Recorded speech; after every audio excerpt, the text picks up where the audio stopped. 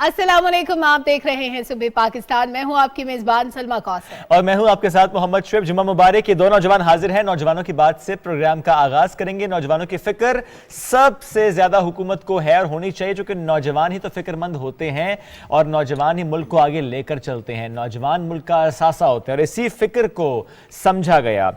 वज़ीर-ए-आज़म पाकिस्तान मियां मोहम्मद शहबाज शरीफ साहब ने नौजवानों की तरक्की के इक़दामात के हवाले से तकरीब हुई थी, उससे खिताब किया था और कहा था कि मुआशरे में तकसीम पैदा करना अफसोसनाक है, जहर घोलना अफसोसनाक है।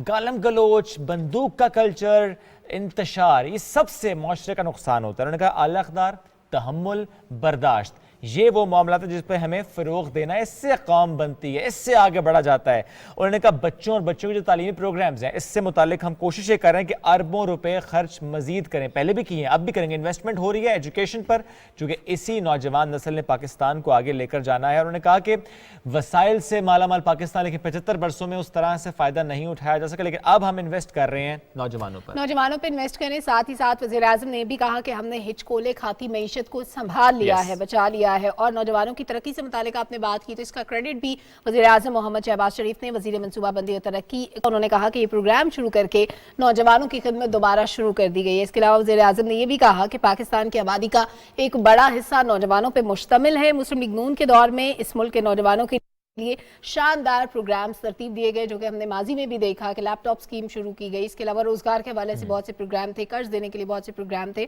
तो मियां नवाज शरीफ की सरबराही में ये प्रोग्राम बड़ी कामयाबी से तकमील तक पहुंचे हैं। पंजाब एजुकेशन इंडोमेंट फंड भी इन प्रोग्रामों में शामिल था, जिनके तहत 20 अरब रुपए के तालीमी वज़ाइफ पूरे पाकिस्तान के होनहार बच्चों और बच्चियों को दिए गए, जो कि बहुत ही ज़बरदस्त बात है। और इसके अलावा वज़ीर-ए-आज़म मोहम्मद शहबाज शरीफ ने एक और बड़ी अहम बात की है। उन्होंने कहा है कि मौसम सरमा में बिजली के सार्फिन को ज़्यादा से ज़्यादा रिलीफ फराहम करने के लिए हम तमाम जरूरी इक़दाम करेंगे। ये बहुत अहम है और बिजली की जो तलब और रसद है, इस पर कड़ी नजर रखी जाएगी। और तवानाई से मुतालिक यह अहम इजलास था, जिसकी सदारत वज़ीर-ए-आज़म साहब ने की। और उन्होंने कहा कि जो दरामदी ईंधन है, इस पर कम से कम इन्हिसार जो है वो किया जाएगा। बिल्कुल डिपेंडेंस कम करनी होगी, क्योंकि उस पर ज़ाहिर पैसे भी ज्यादा खर्च होते हैं और लोगों को फिर उस तरह से रिलीफ देना मुमकिन नहीं होता, क्योंकि एक फैसिलिटी तो मिल रही होती है लेकिन उसकी कॉस्ट बढ़ जाती है। तो मकामी वसाइल को इस्तेमाल करके आवाम को सस्ती बिजली मुहैया की जाएगी। इस इजलास में मौसम सरमा में बिजली की लोड शेडिंग पर काबू पाने समेत मुख्तलिफ तजावीज़ पर गौर किया गया है और बिजली की तलब और रसद में ईंधन के तखमीनों पर भी तफसील से वज़ीर-ए-आज़म को ब्रीफिंग दी गई। तो हम उम्मीद करते हैं कि आने वाले वक्त में जो है, क्योंकि सर्दी शुरू हो रही है, इसका आगाज़ हो चुका है। और साथ ही साथ जैसे हम हमेशा कहते हैं कि आपने सैलाब मुतासर इलाकों में भी सर्दी के अपने बहन भाइयों को ज़रूर याद रखना है।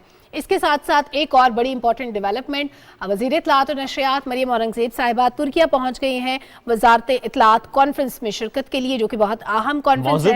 मौजू भी बड़ा अहम है और ये 12वां इजलास है जो 21 और 22 अक्टूबर को अंकारा में नहीं बल्कि इस्तांबुल में होगा। तो इस्तांबुल में होने वाला ये जो इजलास है, इसका मौजू है जनाब सच के दौर के बाद गलत मालूमात और इस्लामोफोबिया से निमटना। बिल्कुल, ये अहम मामला है, इस पर ज़रा वो नज़र रखी हुई है। एक और ख़बर हमारे पास है, वो है कि पाकिस्तान ने FATF इजलास के हवाले से जो भारतीय मीडिया का प्रोपेगेंडा उसको मुस्तरद किया और कहा है कि पाकिस्तान के खिलाफ भारतीय मीडिया का बेबुनियाद और गुमराहकुन जो प्रोपेगेंडा है, एक तो ये नई बात नहीं है, पहले भी इसी तरह से देखते आए हैं। तर्जुमान दफ्तर खारजा ने कहा है कि FATF का जो इजलास है, ज़रा इस पर हम भी देख रहे हैं कि जिस तरह से आलमी बिरादरी की जानिब से पाकिस्तान की काविशों को बार बार सराहा गया, ये भारत से हजम होता नहीं है। बेबुनियाद भारतीय प्रोपेगेंडा। इसके बावजूद 2022 जून का महीना FATF ने पाकिस्तान की काविशों को तस्लीम किया, सराहा गया। FATF ने तस्लीम किया कि पाकिस्तान ने 2018 और 2021 के एक्शन प्लान की तकमील की। दफ्तर खारजा की तरफ से कहा गया कि FATF के हवाले से जो मौक़िफ़ है, इसमें नाकामी के बायस भारत पाकिस्तान के खिलाफ मुसलसल बेबुनियाद और गुमराहकुन मुहिम जारी रखे हुए है। लेकिन भारत की मनफी कोशिशें एक तरफ, हम अपनी कोशिशें जारी रखेंगे और FATF के नोटिस में लाया गया। और बड़ा अहम यह है कि इंशाल्लाह पाकिस्तान ग्रे लिस्ट से एग्जिट करने वाला है। बिल्कुल शुएब, ये बहुत इंपॉर्टेंट इजलास है। भारतीय मीडिया का जो प्रोपेगेंडा था उसको मुस्तरद कर दिया गया है पाकिस्तान की तरफ से, और एक ऐसे वक्त में प्रोपेगेंडा करना जब पाकिस्तान ग्रे लिस्ट से निकलने के करीब है। हमने उन तमाम चीज़ों पर अमल दरामद कर लिया जो कि ज़रूरी था, जो पाकिस्तान को जितनी डिमांड्स की गई थी वो सब पाकिस्तान ने पूरी की। और उसके बाद भारत ने एक ऐसे वक्त में प्रोपेगेंडा किया जब ये इजलास हो रहा था। कल और आज का दिन बहुत अहम, आज हम उम्मीद करते हैं कि पाकिस्तान ग्रे लिस्ट से निकल जाएगा। इजलास आज भी होगा, मुख्तलिफ ममालिक के नुमाइंदे, मुख्तलिफ तंजीमों के नुमाइंदे इसमें शामिल हैं। तो इंशाल्लाह पाकिस्तान जरूर कामयाब होगा। इंशाल्लाह जी, ये हमने यही दिन देखने के लिए कोशिशें की हैं और अब इंशाल्लाह वो वक्त आ चुका है कि सिर्फ अनाउंसमेंट बाकी है कि Pakistan is exiting grey list. इंशाल्लाह चलें बढ़ते हैं आगे और पिंक टूबर की बात करते हैं, पिंक रिबन की बात करते हैं, ब्रेस्ट कैंसर अवेयरनेस मंथ की बात करते हैं और इसी के हवाले से डिस्कशन करने के लिए सुबह पाकिस्तान की टीम प्रेसिडेंट हाउस गई थी। खातून अव्वल बेगम समीना आरिफ अलवी साहब से खुसूसी नशिस्त हमने की थी। क्या गुफ्तगू रही, कैसे उन्होंने कोशिश की है, आपको दिखाते हैं।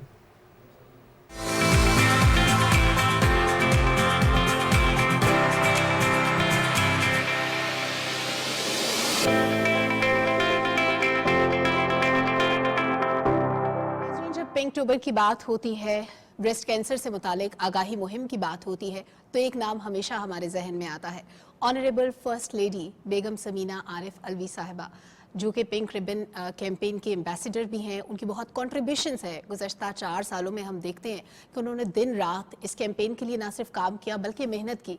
तो उनसे गुफ्तगू का आगाज़ कर लेते हैं बिला ताख़ीर। अस्सलाम वालेकुम, कैसी हैं आप? हमेशा की तरह हम बहुत खूबसूरत लग रही हैं। चलिए, आप लोगों की मोहब्बत है, दुआएं आपको हमेशा ऐसे फ्रेश रखे, एक्टिव रखे जी। So good to C you again. सबसे पहले जानना चाहते हैं कि ज़ाहिर एक स्ट्रगल भी है, एक मेहनत भी है, वक्त भी गुजरा है। एक ही अगर हम इशू को पिक कर लें कि सिर्फ इस पर बात करना, एक वक्त ऐसा कि मायूस समझा जाना, एक वक्त ऐसा कि जिस वक्त टीवी कैंपेन्स भी नहीं चलती थी, चलाई जा नहीं सकती थी, लेकिन because of you I must say कि अब हम खुलकर बात करते हैं। ये कितनी बड़ी अचीवमेंट इटसेल्फ है कि हम बात कर रहे हैं इसकी। जब मैं यहाँ आई तो यही हुआ था, मैंने शौकत खानम से, क्योंकि वही ज़्यादा कैंसर के उसमें करते हैं, तो उन्होंने कहा हम छाती लफ्ज़ नहीं इस्तेमाल कर सकते। तो हमें और प्रेसिडेंट साहब को ये ख्याल हुआ कि देखो ये तो एक बीमारी है, हम इसको अगर नहीं करेंगे तो किस तरह आगे काम चलेगा। और वही स्टिग्मा और वही टैबू था जिसकी वजह से हमारी बहनें दिखाने नहीं जाती थी। वो उसमें सफ़र करती थी, जब बहुत ज़्यादा बढ़ जाता था तो परेशानी के हाल में जाती थी। और ये परेशानी हमने देखा कि आपके आड़े भी आती रही होगी, क्योंकि एक टैबू था ना कि आप लफ्ज़ ही इस्तेमाल नहीं कर सकते। फिर आपने अवेयरनेस के लिए काम करना है, डॉक्टर साहब की कंट्रीब्यूशन, आपकी कंट्रीब्यूशन हमारे सामने है। किस तरह ये गुज़श्ता 4 साल गुजरे, उस वक्त हम कहाँ खड़े थे, आज हम कहाँ खड़े हैं? अल्लाह का शुक्र है, मेरे ख्याल हमारा सब ने साथ दिया। देखिए, एक आदमी तो नहीं कर सकता ना जो भी काम करें। अगर ये मीडिया, हमारे अपने साथी, हमारे दोस्त, सारे लोगों ने हमारा बहुत साथ दिया कि हमने लेके ज़रूर हम चले कि ये एक ऐसा बीमारी है जो हमारी समझिए सारी दुनिया में अगर फर्स्ट स्टेजेस पे डायग्नोज हो जाता है अभी भी, और पहले भी यही था जब हमने शुरू किया, 98-99% रिकवरी थी फर्स्ट स्टेज में। अगर बीमारी को तो हम नहीं ख़त्म कर सकते ना, मगर हम उसको डायग्नोज जल्दी करके और वो कर सकते। तो यहाँ पे समझिए 3rd और 4th जब बिल्कुल बुरा हाल हो जाता था हमारी बहनों को, तो वो क्योंकि इसमें ये हाल था उस वक्त, अभी भी होगा, मगर जब हमने ये बहुत सुना कि डिवोर्सेस हो जाती हैं, फैमिली में उनको बिल्कुल निगलेक्ट किया जाता है कि अब नहीं, तो उसकी वजह से जब ये हाल था कि 44-45% डेथ रेट थी। और अभी भी इतना ज़्यादा नहीं हुआ है, मगर फिर भी हमारे सारे हम हॉस्पिटल सर्जन से मुलाकात होती है, जहाँ जहाँ जाते हैं तो उसमें यही कहते हैं अब फर्स्ट स्टेजेस में आ रहे हैं, अब फर्स्ट स्टेजेस में आ रहे हैं, तो वही रिकवरी रेट ज़्यादा होगा इंशाल्लाह। बिल्कुल ऐसी है।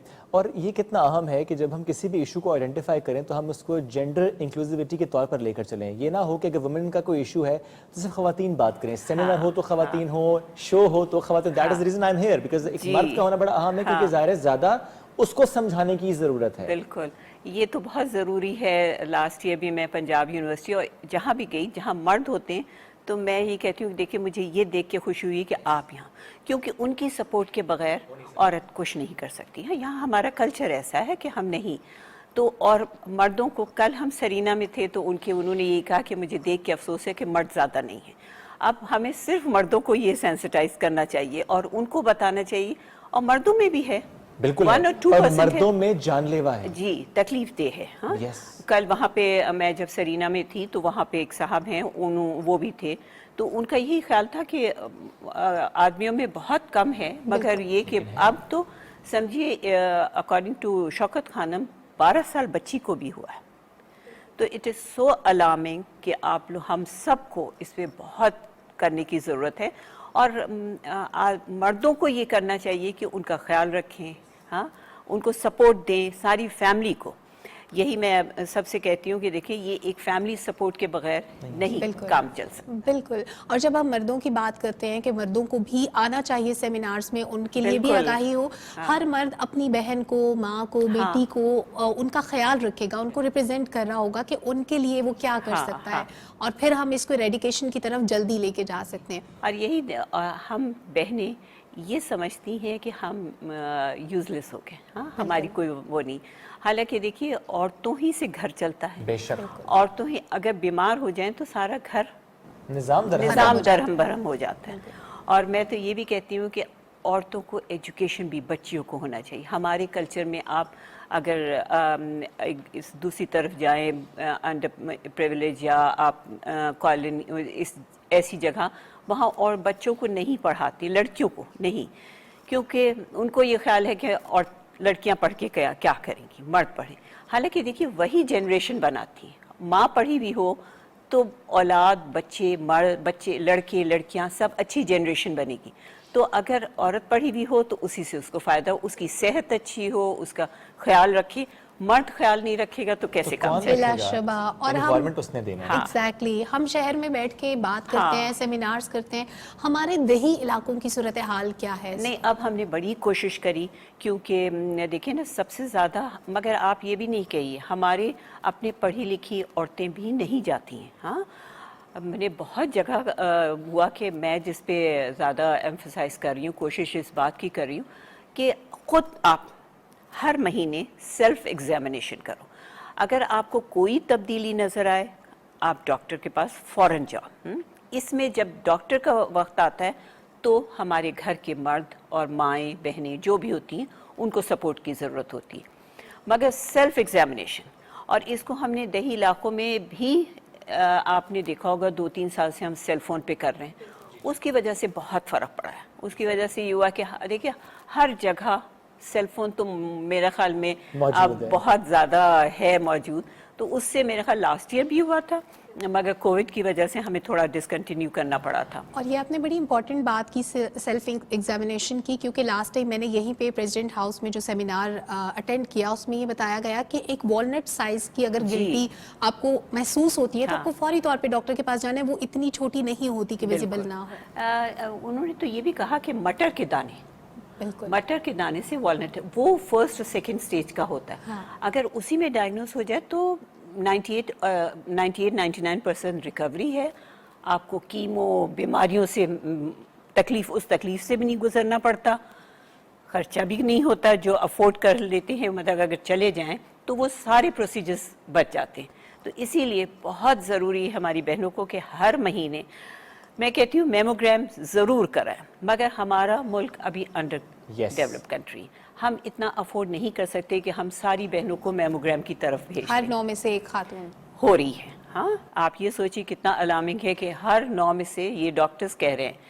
تو آپ خود سیلف ایگزامینیشن مہینے میں ایک دفعہ ضرور کریں. یہ بہت اہم بات آپ نے کی, چونکہ I was about to ask کہ ہم کیوں میموگراف کی طرف نہیں بڑھتے. تو اس میں ڈاکٹرز بھی یہ رائے رکھتے ہیں اور یہ بتاتے بھی ہیں because of under developed nation کہ اگر ایک اسپیسیفک ایج ہے تو اس کے بعد تو آپ سال میں ایک بار ضرور کریں, یا اگر فیملی ہسٹری ہے تو آپ ضرور میموگرام کریں, ادروائز ریکوائرڈ نہیں ہے. The easiest thing you can do is self examination, اور اس کی طرف ہمیں بڑھنا بھی چاہیے.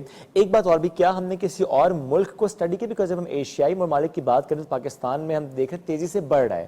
تو جس ملک میں پہلے تھا یا وہاں کا گراف اوپر تھا اور انہوں نے نیچے کیا ہو, انہوں نے کس طریقے سے نیچے کیا کہ ہم اسے ریپلیکیٹ کر سکیں ان پاکستان؟ نہیں دیکھیے, سب سے زیادہ یہی ہے کہ ٹیبو.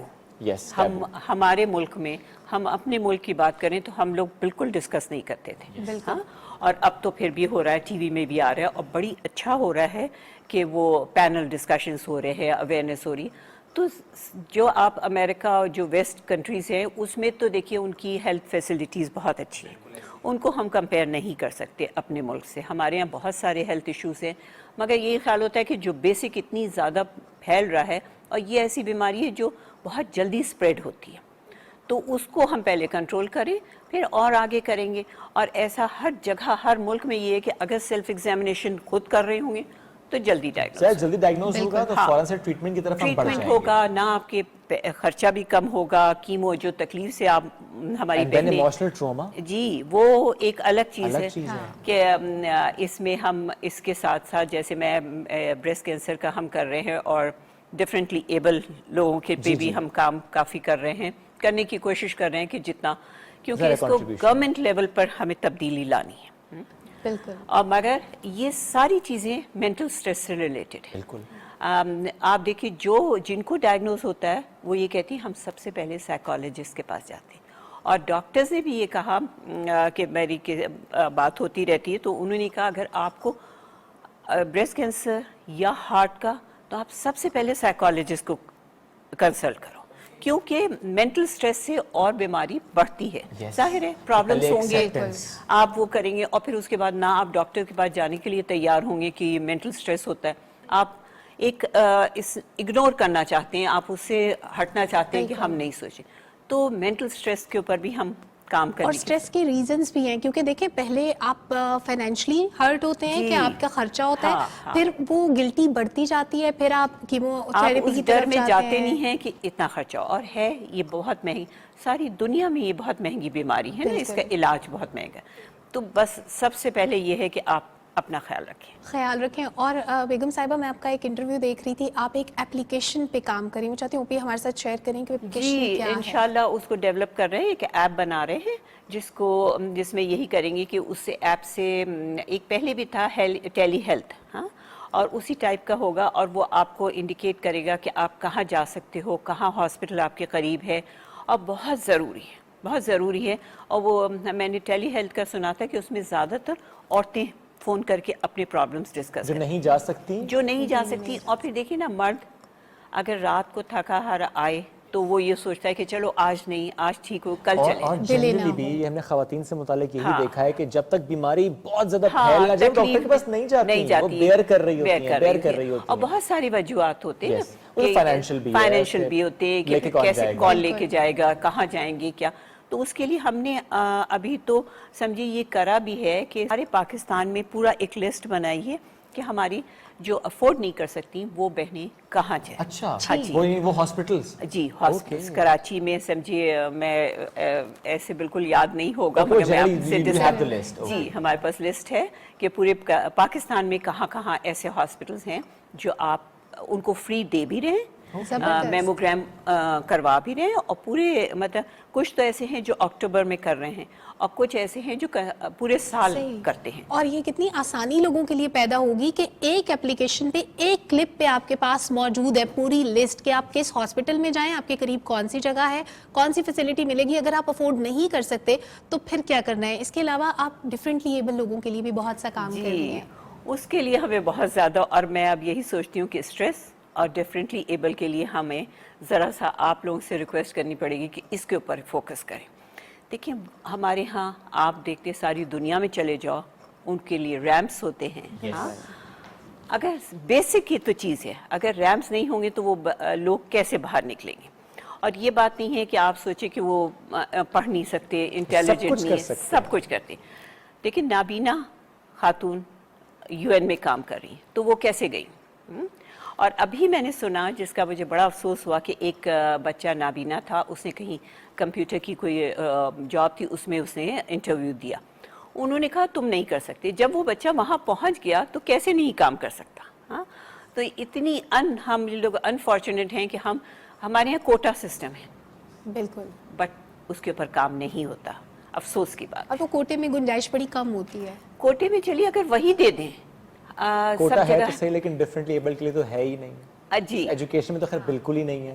ایجوکیشن انکلوسیو ہونا چاہیے. اگر دیکھیں نا ہم لوگ، اگر وہ جو بھی کسی بات میں مجبور ہے، اگر وہ انکلوسیو ہوگا تو دوسروں کو بھی احساس ہوگا اس بات کا. ہم بھی نہیں تو بچے اور بچیاں مذاق اڑاتے ہیں ان کی. ایسے ہی ہے کیونکہ بیسیکلی تو اور ان کو یہ ہمیں سمجھانے اسکول سکھانے سے کی ضرورت ہے نا کہ جو آپ کے ساتھ بچہ پڑھے وہ تھوڑا ڈفرینٹ ہے. ہر بچہ ڈفرینٹ ہوتا ہے. یہ اگر پہلے دن سے ہم بچے کو سمجھائیں گے تو بڑا آسان ہوگا. بہت پیاری بات آپ نے کی اور بڑا اہم ہے اس پر بات بھی کرنا کہ جنرلی ہم دیکھتے ہیں کوئی اسپیسیفک اسکول ہوتا ہے, اسپیشل اسکول ہوتا ہے, اسپیشل ادارہ ہوتا ہے. وہ ڈاؤن سنڈروم ہے تو اس کے لیے الگ, آٹزم ہے تو اس کے لیے الگ, سیریبرل پالسی ہے تو اس کا ادارہ الگ ہے, موٹر اسکلز پر کام ہو رہا ہے تو الگ سے ہو رہا ہے. حالانکہ ایک ادارہ ہونا چاہیے, مل کر کام ہونا چاہیے.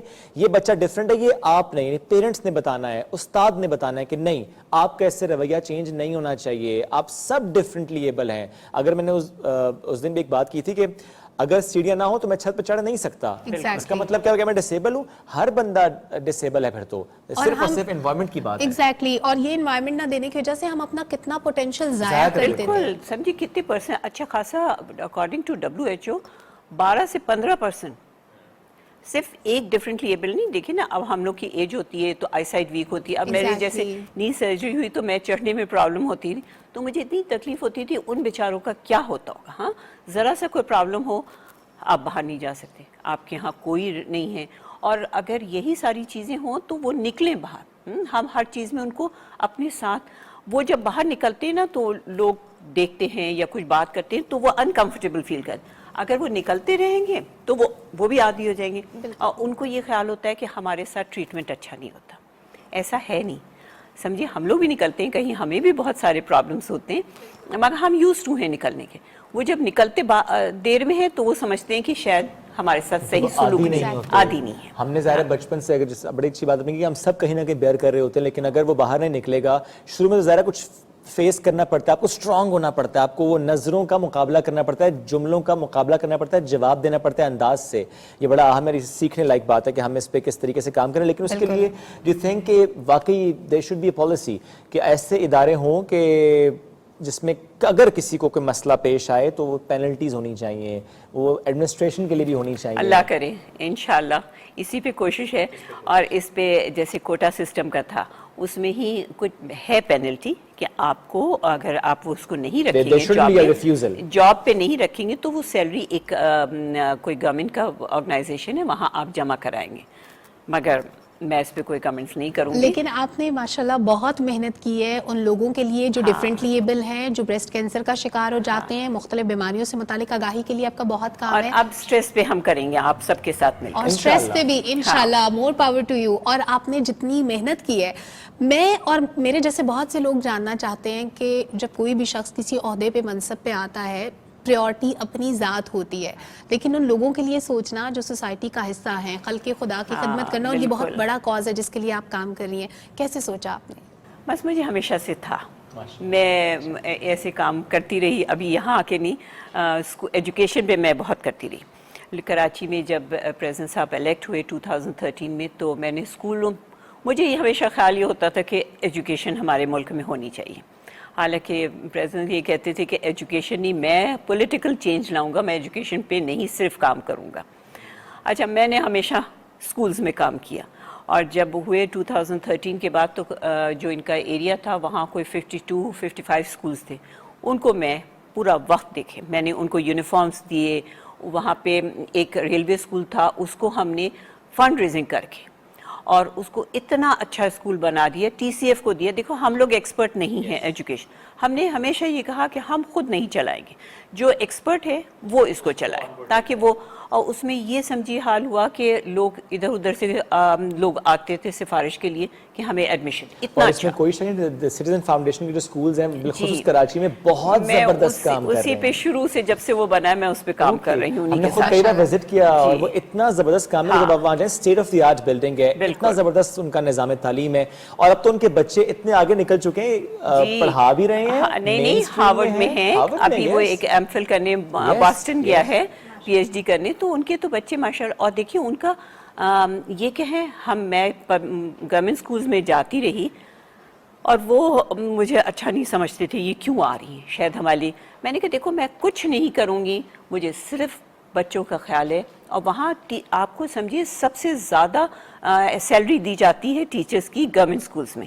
اور مجھے اتنا شوق پہنچا کہ اس میں ہے, مگر पढ़ाने डिलीवरी नहीं। और आपकी कंट्रीब्यूशंस की बात हो रही है तो एक और कंट्रीब्यूशन जो इन्हीं सेक्टर्स के साथ साथ वो ये है कि हर साल जैसे पिंक अक्टूबर को हम मनाते हुए देखते थे कि इमारतें रोशनियों से नहाती थी, गुलाबी रंग की रोशनियां। इस बार इलेक्ट्रिसिटी से जो पैसे बचाए गए वो सैलाब मुतासरीन के लिए भिजवाए गए हैं ताकि उनकी मदद हो सके। उनकी हमने सबसे यही रिक्वेस्ट करी कि देखो इस एलिमिनेशन हम नहीं पिंक करेंगे और कोशिश करें जो करते हैं अगर वो देना चाहें तो फ्लड्स को दें, क्योंकि वहाँ पे भी मेंटल स्ट्रेस बहुत है, बहुत ज़्यादा है। समझिए कोई किसी की बहनों की कोई प्राइवेसी नहीं है, कोई कुछ ना रहने का है ना खाने का है, तो यही हमें ख्याल था कि इसको देखना चाहिए। और ये बड़ी अहम बात है स्ट्रेस। हम स्ट्रेस पर ये तो बात करने नहीं आए थे, लेकिन आप देखिए कि हर मामले का लिंक कहीं ना कहीं स्ट्रेस से हो जाता है। अगर स्ट्रेस मैनेज होगा तो वैसे ही इश्यूज नहीं होंगे। ब्रेक की तरफ बढ़ते हैं, ब्रेक से वापस आएंगे, दीगर मौज़ूआत के साथ रहिए।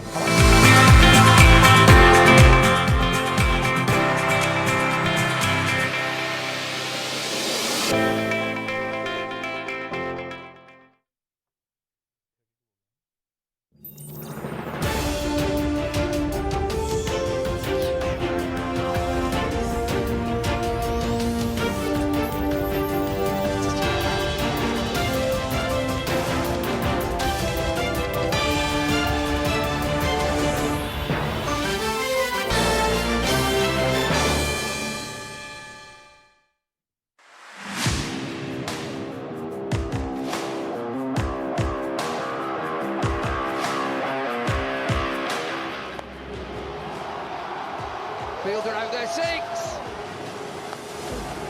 Heaved away leg side, will be 4. That will do nicely. Through mid-wicket, England charge onto the field. Paul Collingwood and his team have won the World 2020 Men's Final. Great scenes for England. They've been awesome in this tournament.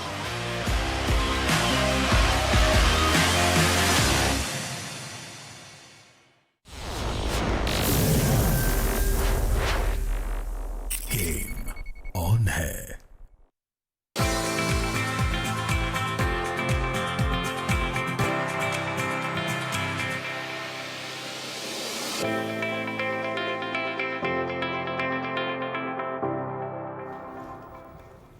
Welcome back of the break. सैलाब से मुतासरा इलाकों की बात करते हैं और इससे मुतालिक हम सब जानते हैं, फिगर्स हम डेली बेसिस पर शेयर करते हैं कि 35 मिलियन अफराद मुतासर हुए हैं। बलूचिस्तान हो, सिंध हो, केपी के मुतासरा ज़िला हो, जनूबी पंजाब हो, यहाँ पे हम देखते हैं खड़ी फसलें तबाह हो गई, माल मवेशी बह गए पानी में। और इस वक्त सबसे ज़्यादा ज़रूरत क्या है? मौसम बदल रहा है, गर्म कपड़े भी पहुंचाने हैं, शेल्टर का बंदोबस्त भी करना है। रेस्क्यू रिलीफ का काम तो हुआ, लेकिन अब हमें रिहैब की तरफ बढ़ना है। इसमें बहुत से इदारे बहुत अच्छा काम कर रहे हैं। तो आज हम बात करेंगे हेल्पिंग हैंड्स की, और helping hands for relief and development जिस तरीके से पाकिस्तान में काम कर रहे हैं, नहीं पहले भी काम करते आ रहे हैं, लेकिन अब बिलखुसूस फ्लड्स के बाद पोस्ट फ्लड सिचुएशन को मैनेज करने के लिए काम कर रहे हैं। अब तक $6 मिलियन की जो रकम है, या रकम कह लें या उसके हवाले से गुड्स जो है वो तकसीम किए जा चुके हैं, जिसमें कुछ मेडिकल आइटम्स भी हैं, उसमें राशन भी है, खुश्क राशन भी है, मॉस्किटो नेट्स भी हैं। इसमें 3 दिन की कॉन्फ्रेंस भी है, ग्लोबल इमरजेंसी समिट, जिसका ताल्लुक यूँ फ्लड से तो नहीं, लेकिन इससे ज़रूर है कि अगर ऐसी सूरत हाल हो जाए, कोई भी इमरजेंसी सिचुएशन हो जाए, रिस्पॉन्स क्या होना चाहिए, मैनेज कैसे करना है, रिस्क फैक्टर्स को कम कैसे करना है, एजुकेट कैसे करना है कम्युनिटी को, इस सब पर बात हुई है। इस सब पे बात हो भी रही है। और जिस रकम का आपने जिक्र किया कि ये रकम या इससे चीज़ें खरीद के तकसीम की जा चुकी हैं शुएब, इसका जो टोटल पैकेज है वो तकरीबन $3.5 अरब है, जो कि अब मरहलावार तकसीम किया जा रहा है। और हम बात करें helping hand for relief and development की, तो ये एक ओवरसीज़ पाकिस्तानियों पर मुश्तमिल ऐसी तंजीम है जो कि पाकिस्तान में फ्लड इफेक्टेड एरियाज़ में स्पेशली काम कर रही है। बहुत सी जगहों पर क्लिनिक्स भी कायम किए हैं और लोगों में जो अशिया ज़रूरिया हैं वो भी तकसीम की जा रही है, और साथ ही साथ अभी बिल्डिंग शेल्टर्स की तरफ भी जा रहे हैं। तो बात करेंगे HHRD के CEO हैं जावेद सिद्दीकी साहब, हमारे साथ सेट पे मौजूद हैं। अस्सलाम वालेकुम सर, कैसे हैं आप? वालेकुम सलाम। सर बहुत सा काम हो चुका है, बहुत सा काम होना बाकी है। 6 से 7 मिलियन डॉलर्स जो हैं वो अभी तक लोगों तक पहुंच चुके हैं किसी न किसी शक्ल में। अभी हमने घर बना के देने हैं लोगों के। थोड़ा सा हमारे व्यूअर्स को ये बता दें कि किन किन इलाकों में किस तरह का काम हो चुका है और शेल्टर्स का आगाज़ कहाँ से करेंगे? जी जी, बहुत शुक्रिया। बिस्मिल्लाहिर्रहमानिर्रहीम। शुएब, सलमा, बहुत बहुत शुक्रिया आपका कि आपके प्रोग्राम के ज़रिए आज हम helping hand and relief and development के हवाले से मैं चंद बातें रखना चाहूँगा कि हम مسلمانوں کی نارتھ امریکہ میں مسلمانوں کی یہ تنظیم جو ہے 2005 سے کام کر رہی ہے. ہم نے اپنے کام کا آغاز کیا تھا 2005 میں جب ارتھ کویک آیا تھا یہاں پہ. تو اس کے بعد سے اس تنظیم نے سینکڑوں افراد کی ہیلپ کی ہے. ہم نے بلکہ مانسیرا میں کل ہی ہم اس فیسلٹی کا جائزہ بھی لے کے آئے ہیں اور ہم نے وہاں اس کو ریویو بھی کیا. مانسیرا میں ہم نے ایک رفائی ہاسپٹل بنایا ہے جہاں پہ فزیکل تھیراپی کے حوالے سے اور doctor in physical therapy program بھی ہم نے شروع کیا ہے along side services for disabled children. تو یہ میرا خیال ہے پاکستان میں under one roof services such as psychological services, chiropractic services, physical therapy services, اس کے نتیجے میں اس کمیونٹی کا اور اس علاقے کا جو چینج آیا ہے اٹس ویری امپریسو. تو میں یہ صرف بتانا چاہوں گا کہ الحمدللہ اس سلسلے میں پچھلے 17 سالوں میں ہماری تنظیم نے جو ہے وہ جب کام شروع کیا اور اس آج تک ہم وہاں پہ موجود ہیں اور وہاں کی کمیونٹی اس بات کی گواہی دے گی کہ ہم نے ان بچوں کو، ان معذوروں کو، ان افراد کو جو ہے limb services, basically we actually manufacture them here in Pakistan. So we brought in very experts from different parts of the world. So alhamdulillah, because of that, that community has really benefited tremendously. Helping Hand امریکہ میں مقیم مسلمانوں کی ایک تنظیم ہے اور ہم یہ کام جو ہے نارتھ امریکن مسلم کمیونٹی کی طرف سے ہم کر رہے ہیں. ہیلپنگ ہینڈ اوریجنلی اگر آپ دیکھیں تو we are part of this mother organisation called Islamic circle of North America and we truly believe in this holistic concept of our دین کہ ہم یہ سمجھتے ہیں کہ اسلام جو ہے وہ ایک مکمل دین ہے جو کہ نہ صرف نماز اور روزے اور زکوٰۃ کی بات کے علاوہ بھی جو ہے وہ زندگی کے ہر مقصد پہ جو ہے اس کو وہ لاگو ہوتا ہے. اور اس سلسلے میں یہ کام جو ہے خدمت خلق کا کام جو ہے وہ ہمارا دین کا حصہ ہے اور ہماری دینی ضرورت ہے. تو حضور صلی اللہ علیہ وسلم کی بڑی مشہور حدیث ہے کہ مثل المؤمنین فی توادہم وتراحمہم وتعاطفہم کمثل الجسد الواحد اذا تداعى منہ جزء تداعى له سائر الجسد بالسہر والحمى. یہ بڑی مشہور حدیث اور آپ نے سنی ہوگی کہ مسلمانوں کی مثال جو ہے وہ ایک جسم کی مانند ہے جس میں کہ اگر ایک جز کو یا کسی ایک حصے کو تکلیف پہنچتی ہے تو پورا جسم جو ہے اس کے لیے بے چین ہو جاتا ہے. اور یہی ہمارے اس کام کا آغاز نقطہ آغاز تھا کہ دنیا میں بے شمار ملکوں میں اس وقت اور صرف یہ صرف مسلمانوں کی حد تک نہیں ہے. ہم اس وقت دنیا کے 80 سے زیادہ ممالک میں کام کر رہے ہیں. انسانیت کی بات ہے اور خدمت خلق کا جو یہ کام ہے وہ اللہ کی رضا کے خاطر. بے شک. تو یہ ہمارا ایک بنیادی تصور ہے اور الحمدللہ جب سے یہ اس دفعہ جب یہ شروع ہوئے ہیں یہ سیلاب کی صورتحال شروع ہوئی ہے تو اس میں ہماری ٹیم ماشاءاللہ سے پاکستان میں چونکہ 17 سال سے کام کر رہی ہے تو تقریباً 40 سے زیادہ اضلاع میں ہم موجود ہیں. ہماری ٹیمیں موجود تھیں اور ہم نے تقریباً 14 جولائی سے یہ کام شروع کیا تھا اور جب نتیجتاً جب اگست میں یہ صورتحال کافی خراب ہونا شروع ہوئی تو ہماری ٹیمیں تیار تھیں اور انہوں نے یعنی جو کہا جاتا تھا کہ پاکستان میں بدترین سیلاب آ سکتا ہے آپ لوگ نے اسی تناظر میں کام شروع کر دیا، تیاری شروع کر دی، ٹیمز ریڈی تھیں. بالکل. اور ہم وہاں گراؤنڈ پہ موجود تھے جس کی وجہ سے بے شمار علاقوں میں میری ٹیم کے افراد سے بات ہو رہی تھی. کئی علاقوں میں ایسا ہوا ہے کہ جہاں پہ نہ پولیس تھی نہ کوئی تھا، کوئی رینج کسی قسم کی کوئی سروسز موجود نہیں تھیں لیکن ہیلپنگ ہینڈ وہاں موجود تھی سب سے پہلے. تو ہمیں اس بات کی خوشی بھی ہے لیکن بہرحال جتنے لوگ متاثر ہوئے ہیں اس کے نتیجے میں اور یہ کام بہت بڑا ہے اور اس کے لیے ظاہر ہے کہ یہ برس تک اس کے اثرات جو ہمیں نظر آئیں گے. 35 ملین افراد متاثر ہوئے ہیں اور یہ دیکھیے ڈیولپمنٹ کا جو کام ہوتا ہے نا اور جس میں یہ ہماری تاریخ رہی ہے ہیلپنگ ہینڈ کی کہ بہت سی تنظیمیں آتی ہیں 4 مہینے 5 مہینے 1 سال کے اندر جو ہے وہ چلی جاتی ہیں. اس کے بعد تو ہم ریلیف کے ساتھ ساتھ جو ہے ڈیولپمنٹ کا کام بھی جو ہے کر رہے ہیں اور ان کمیونٹیز کو برس تک مدد کی ضرورت ہوتی ہے. ان یتیم بچوں کو، ان معذوروں کو، انہیں لائیولی ہوڈ کے حوالے سے، انہیں سکلز کے حوالے سے، انہیں شیلٹر کے حوالے سے جو ضروریات ہوتی ہیں وہ مسلسل اس کی ضرورت پیش آتی رہتی ہے. تو ہم یہ سمجھتے ہیں کہ ہم جس کمیونٹی میں گئے ہیں وہاں سے ہم آج تک نکلے نہیں ہیں تو اس کے ہاتھ جو تھاما ہے تو بہت آگے تک لے کر چلنا ہے. ہماری خواہش یہی ہے. اور میں آپ کو شعیب یہ بات بتاؤں کہ مجھے بڑی خوشی ہوئی کل ہم جب بات کر رہے تھے وہاں پہ جو بچے جن بچوں کے ساتھ جو بچے ہمارے آرفن سپورٹ پروگرام کے تھرو آج سے 10-12 سال پہلے انہوں نے شروع کیا تھا. آج وہ وہاں پہ masters and P H D کر رہے ہیں اس مانسیرا انسٹیٹیوٹ میں. تو انہیں دیکھ کے ان سے بات کر کے بہت خوشی ہوئی, اور مجھے امید ہے کہ اس کے نتیجے میں جو اگلی جو نسل آئے گی جنہیں اس بات کا احساس ہوگا. ہم نے ہمارے جو کنٹری ڈائریکٹر صاحب ہیں سلیم منصوری صاحب, مجھے ان کی بات بڑی اچھی لگی. جب ہم بات کر رہے تھے تو تقریباً وہاں پہ 20-25 بچے ہوں گے, اور یہ شائننگ سٹارز کہلاتے ہیں ہمارے.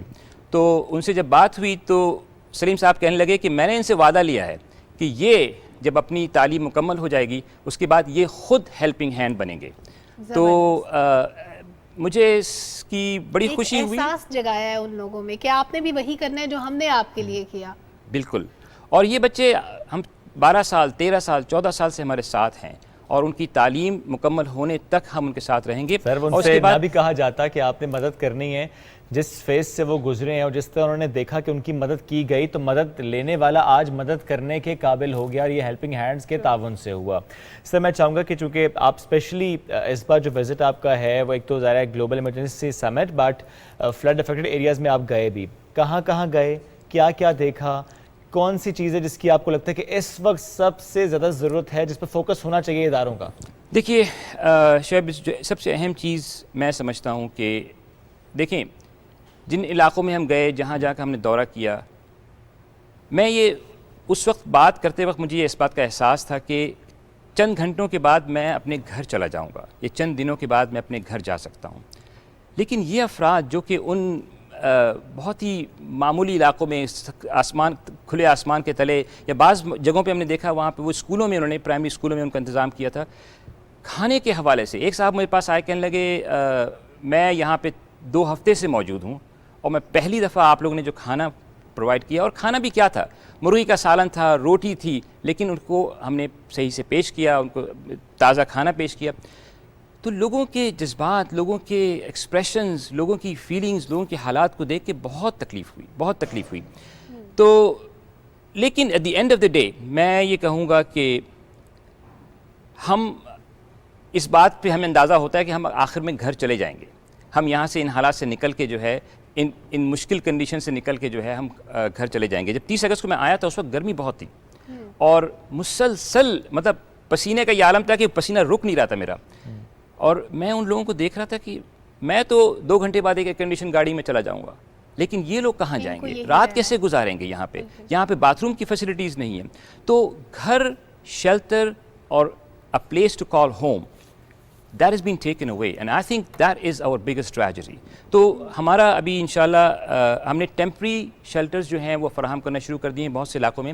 کرتے ہم یہ ہیں بنیادی طور پہ کہ ان بہت سے علاقوں میں لوگ جن کے گھر ڈسٹرائے ہوئے ہیں وہ خود محنت کے لیے تیار ہوتے ہیں. وہ کہتے ہیں جی ہمیں آپ مٹیریل دے دیں, ہم خود گھر بنا لیں گے, آپ اس کو سپروائز کریں. تو وہ کام تو ہم نے شروع کر دیا ہے. کہاں سے آغاز کی ہے؟ ہم نے بہت سی ڈسٹرکٹس میں, بلوچستان میں سب سے پہلے شروع کیا تھا, اب سندھ میں ہم کر رہے ہیں, جنوبی پنجاب میں کر رہے ہیں. یعنی وہاں گھر بننا شروع ہو گئے ہیں؟ بالکل گھر بننا شروع ہو گئے ہیں. اور آپ کو میں ایک دلچسپ بات بتاؤں کہ 2010 کے جو فلڈز آئے تھے جی, اس میں ہم نے تقریباً 300 کے قریب گھر بنائے تھے اس دوران میں. اور آپ کو یہ سن کے خوشی ہوگی شعیب کہ ہم نے جا کے ان گھروں کا دوبارہ سے جائزہ لیا. یقین کریں ایک سنگل گھر بھی اپنی جگہ سے ہلا نہیں ہے. ان فلڈز کے بعد بھی وہ تمام گھر جو ہیں, کیونکہ جب جو بھی بیسک نیسیسٹیز ہوتی ہیں نا کہ گھر کہاں بنانا ہے, کیا یہ پانی کا راستہ ہے, کیا اس کی ہائٹ کتنی پراپر ہے کہ نہیں ہے, ان چیزوں کا ہم نے بالکل خیال رکھا. سر اگر ہمارے ویئرز کے لیے چھوٹی سی ایک اور چیز بتا دیں کہ وہ جگہ جہاں پہ لوگوں کو گھر بنا کر دیے جا رہے ہیں ابھی وہاں پہ بیسک سٹرکچر کیا رکھا گیا ہے؟ مطلب ایک چھوٹا سا یونٹ جو ایک فیملی کے لیے ہوگا 4 سے 5 لوگوں کے لیے, اس میں کتنے کمرے, باتھ روم, کچن کس طرح سے ہوگا تاکہ کوئی کنٹریبیوٹ کرنا چاہے تو؟ بالکل جی. دیکھیے اس وقت تقریباً جو ہے depending on the size of the family ہم یہ کرتے ہیں کہ وہ ایک کمرے کا گھر ہوتا ہے جس میں کہ کچن اور باتھ روم ساتھ میں اٹیچ ہوتا ہے. اور یہ تو ٹیمپری شیلٹر ہوتا ہے. یہ کہ ان زمینوں پہ جو کہ ظاہر ہے جو ہمارے جو کسان ہوتے ہیں وہ پرماننٹ شیلٹرز نہیں بنا سکتے کیونکہ زمیندار کی زمین ہوتی ہے, تو ظاہری بات ہے کہ وہ پرماننٹ سٹرکچرز بنانے کی اجازت نہیں دیتے ہیں. تو اس کی چھت کا ایک مخصوص سٹائل ہوتا ہے, تو وہ چھت کے لیے سرٹن میٹیریل ہم پرووائڈ کرتے ہیں, ان کے لیے کھڑکیاں پرووائڈ کرتے ہیں, دروازے پرووائڈ کرتے ہیں, جو وہاں کا جو مٹیریل ان کو جو چاہیے ہوتا ہے، جو سیمنٹ ہے، گارا ہے، جو چیزیں وہ پرووائڈ کرتے ہیں. اور یہ لوگ جو ہیں اپنی مدد آپ کے اصول کے تحت جو ہے بڑی محنت سے یہ کام کر لیتے ہیں اور بہت تیزی سے کام کرتے ہیں، کیونکہ یہ ان کی اونرشپ ہوتی ہے. امپورٹنٹ آپ نے پوائنٹ ریز کیا جو پہلے شاید ہمارے مائنڈ میں نہیں تھا کہ وہاں پہ جو گھر بنتے ہیں وہ ایک عارضی سیٹ اپ ہونا چاہیے، کیونکہ وہ زمین تو بہرحال کسی اور کی ہے. تو ہم کوشش کریں گے کہ اس پہ بھی کوئی سیگمنٹ کریں کہ جو ہم چھوٹے سیٹ اپ عارضی طور پہ بنا رہے ہیں وہ موویبل ہو، تاکہ کل کو وہ لوگ کہیں پہ اپنی پرماننٹ ریزیڈنس کی طرف جانا چاہیں اسی مٹیریل کو، اسی اسٹرکچر کو ایز اٹ از لے جایا جا سکے اور ان لوگوں کو کم کاسٹ میں ایک رہنے کی جگہ میسر آ جائے. اس کے علاوہ آپ کلینکس پہ بھی کام کر رہے ہیں. جی، تو ہمارے موبل کلینکس میں سب سے اہم بات یہ ہے کہ دیکھیے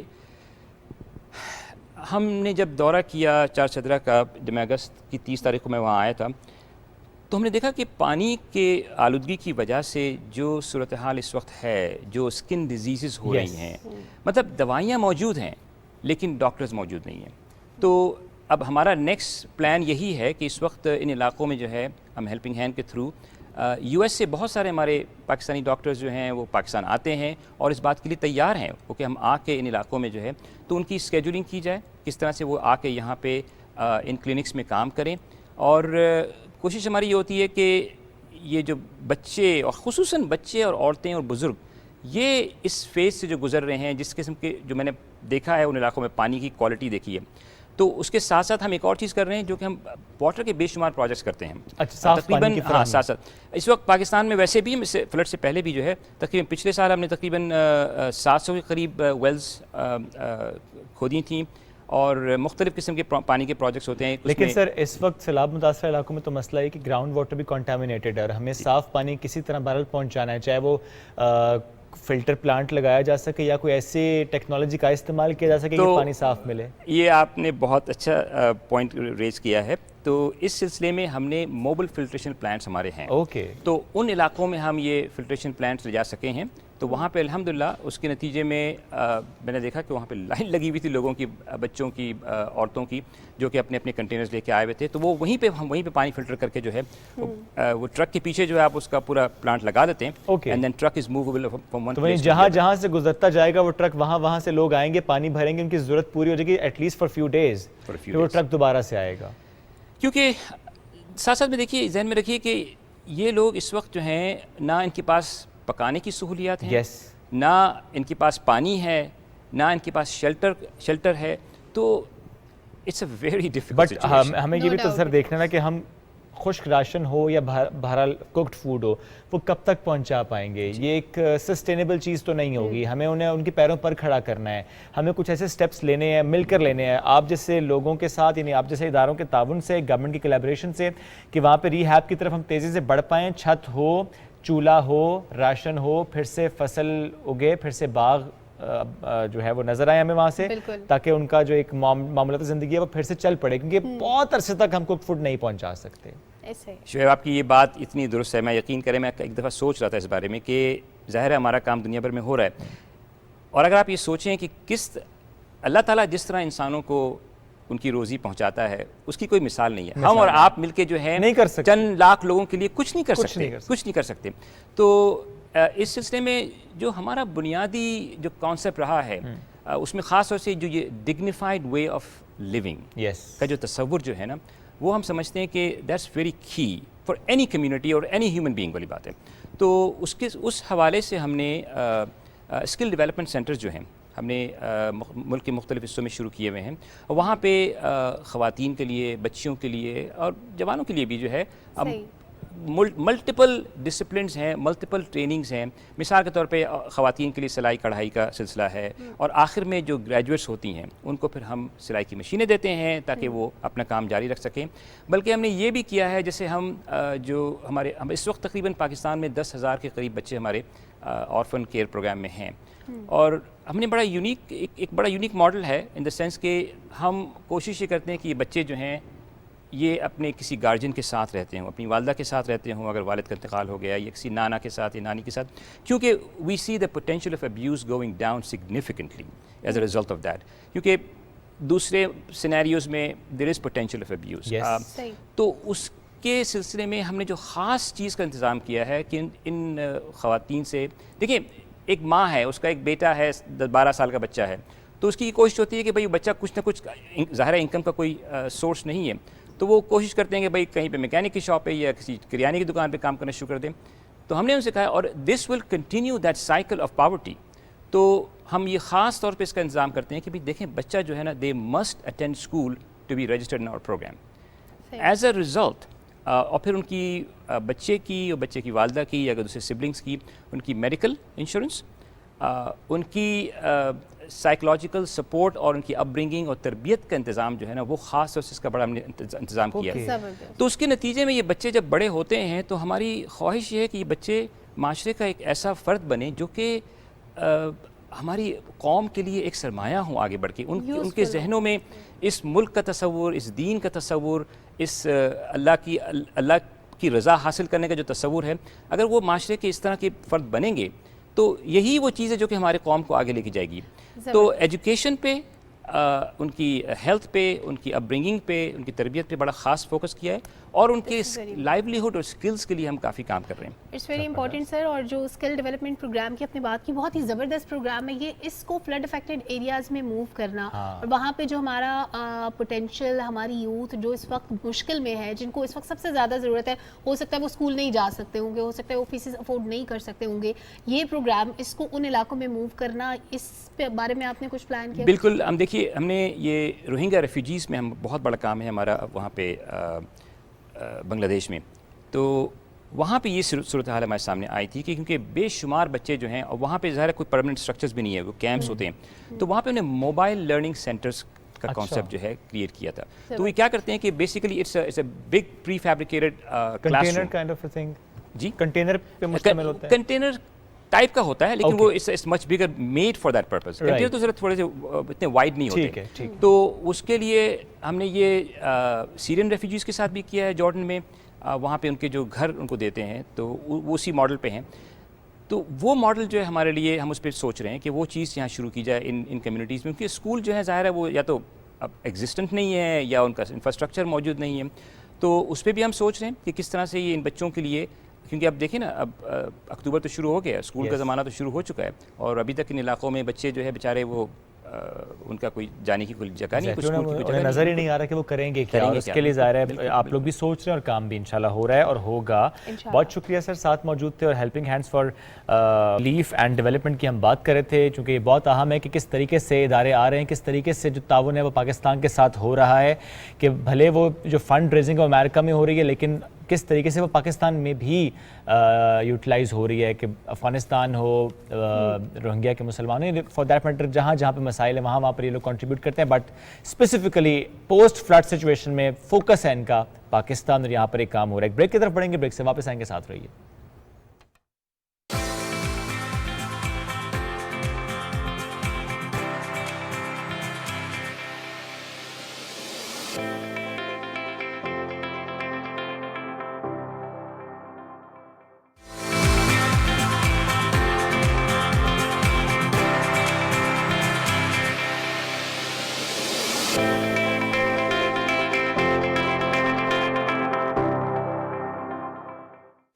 شادی سیزن آ چکا, ہم بھی ایک آؤٹ لیٹ پہ آ چکے, آپ کو یہ دکھانے کے لیے اور بتانے کے لیے کہ کیا ان ہے, کیا آؤٹ ہے, کون سا کلر زیادہ اس کی ڈیمانڈ ہے, کس کام کی, کس کٹ کی, کس اسٹائل کی, خواتین کے لیے بھی اور مردوں کے لیے بھی. یہ سیگمنٹ ہونے جا رہا ہے بڑا خاص. بالکل. اور اگر دلہن اور دولہے کی بہنوں نے, ان کی امی نے بھی کوئی ڈریسز ابھی چوز کرنے ہیں تو وی آر رائٹ ہیئر. ہم آپ کو بتائیں گے کہ آپ تھوڑے پیسوں میں بہت خوبصورت سا جوڑا کیسے بنا سکتے ہیں. Let's go Shoaib. ایگزیکٹلی. لیکن اس سے پہلے جادو کریں.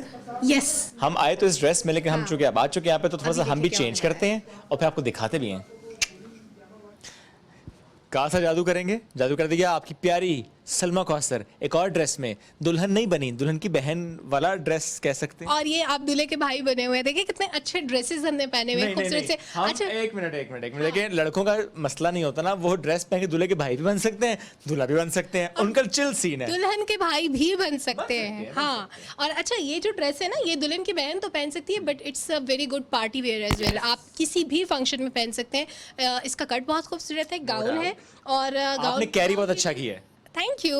और इस गाउन के साथ एक जंप सूट भी है। हमारे प्रोड्यूसर मुस्कुरा रहे हैं हमारी चिट चैट सुन के। अच्छा, आज हम इस पे डिटेल में बात करते हैं शेफ, कि क्योंकि अब शादी सीजन की हम बार बार बात कर रहे हैं, तो लोगों के लिए कपड़े सिलेक्ट करना एक मुश्किल काम होता है, और फिर कपड़ों में बहुत सारी वैरायटीज़ होती है ना, किसको क्या पहनना चाहिए, वो उस पर कितना काम हुआ हो, और फिर उसके बाद कलर्स कैसे हों, क्योंकि सीज़न चेंज हो रहा है, ना गर्मी है ना सर्दी है, समझ नहीं आ रही क्या है ना, तो उस हिसाब से प्लस हम ये भी देखते हैं कि नए नए फैब्रिक्स भी आते हैं, नए नए कट्स, डिज़ाइंस, स्टाइल्स, इस सब पर बात करेंगे। एट द सेम टाइम, जिस तरह हमने शुरू में कहा था ना कि अगर आपका एक बजट हो कि अच्छा मेरा यही बजट है, मुझे इसी में ड्रेस सिलेक्ट करना है, तो फिर क्या ऑप्शंस होती हैं, और इसके साथ साथ जिस तरह हमने कहा कि अच्छा पार्टी वेयर के लिए क्या ऑप्शंस हैं, तो इस सारी बात करेंगे फैब्रिक से लेके काम तक। रहिए हमारे साथ, हम जा रहे हैं डिज़ाइनर की तरफ।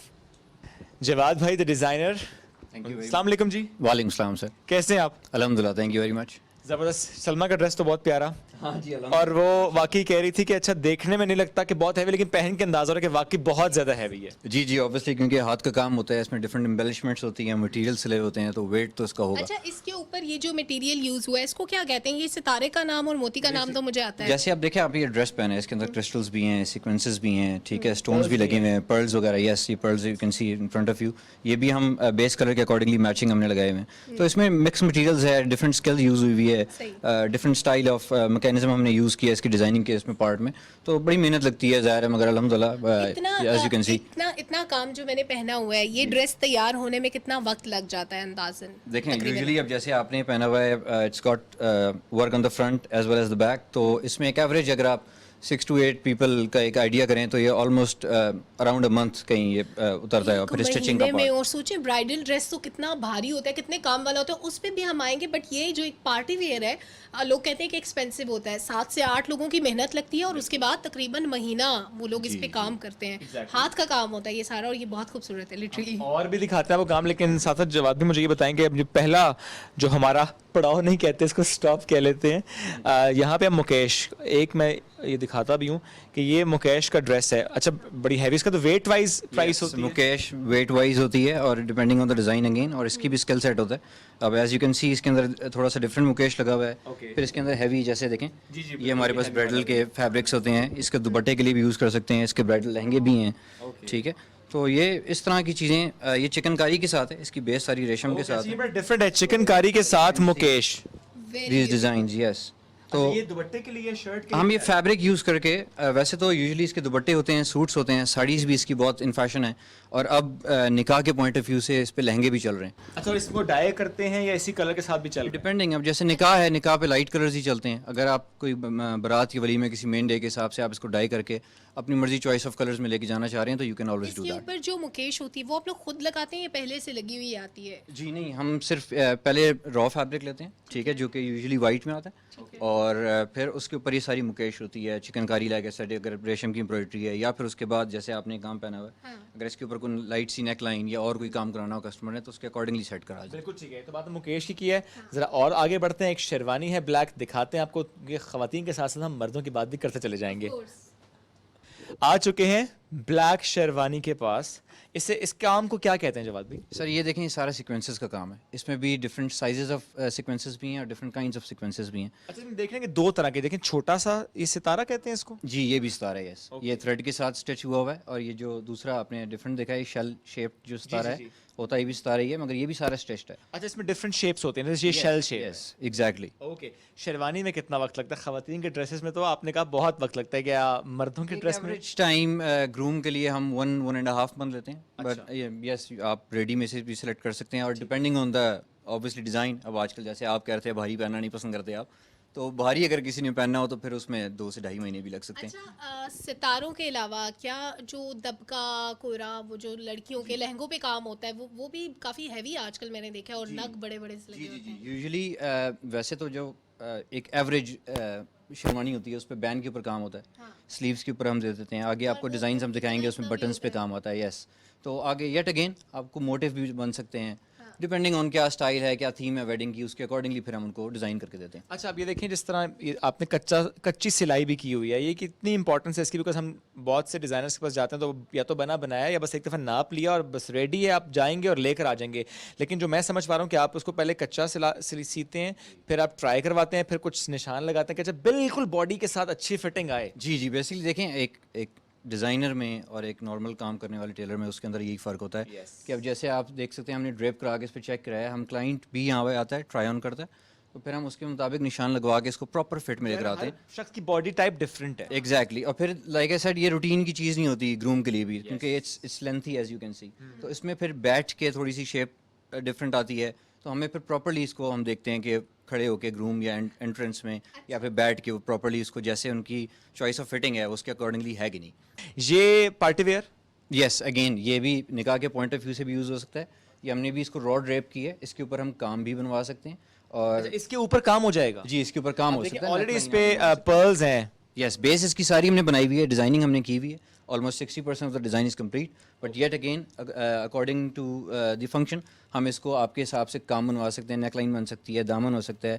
یہی جو پرنٹ آپ دیکھ رہے ہیں اس کو بھی ہم ہائی لائٹ کر سکتے ہیں سیکوینسز سے, کرسٹل سے, پرل سے. اچھا ٹھیک ہے. تو ہم یہ دیکھیں کہ یہ جو کینکن ہے اس کی وجہ ساری لک ہے نا, کینکن کی ساری لک ہے, ادروائز تو ظاہر ہے اس کی وہ لک نہ آئے. جی کینکن بہت زیادہ ان ہے کیونکہ آج کل اے لائن ہے, تھوڑے سے پف ڈریسز ہیں. ٹھیک ہے. ویسٹرن ڈریسز سے ہم یوزلی اپنے ولیمے کا ڈریس جو ہے وہ کافی انسپائرڈ ہیں, کیونکہ بارات میں زیادہ تر لہنگا چولی, راجستھانی کے لہنگے, فراک, ذرا فلیئر چلتا ہے, تو ویسٹرن لکس جو ہیں بیسکلی وہ ولیمے کے لحاظ سے زیادہ ڈیمانڈ میں. اور شعیب یہ میرے لیے بہت ایک امپریسو چیز ہے کہ دیکھیں پہلے کپڑے کی بیس تیار کرتے ہیں, اس پہ اچھی خاصی محنت ہوتی ہے, اس کو ڈائی کرنا, اس پہ موتی دھاگے سے کام کرنا, پھر اس کے اوپر مزید کام کرنا, اور اس کی بیس تیار کرنے پہ کتنی محنت ریکوائرڈ ہے. As a designer he has a very good aesthetic sense. چلیں تھوڑا سا آگے بڑھتے ہیں اور دیگر ڈریسز بھی دکھاتے ہیں. اور بھی ڈریسز یہاں پر ہینگ ہوئے ہیں, لیکن ہم ذرا میرا خیال ہے سلمہ اس طرف چلتے ہیں جو برائڈل سیکشن ہے, دا ریڈ ون.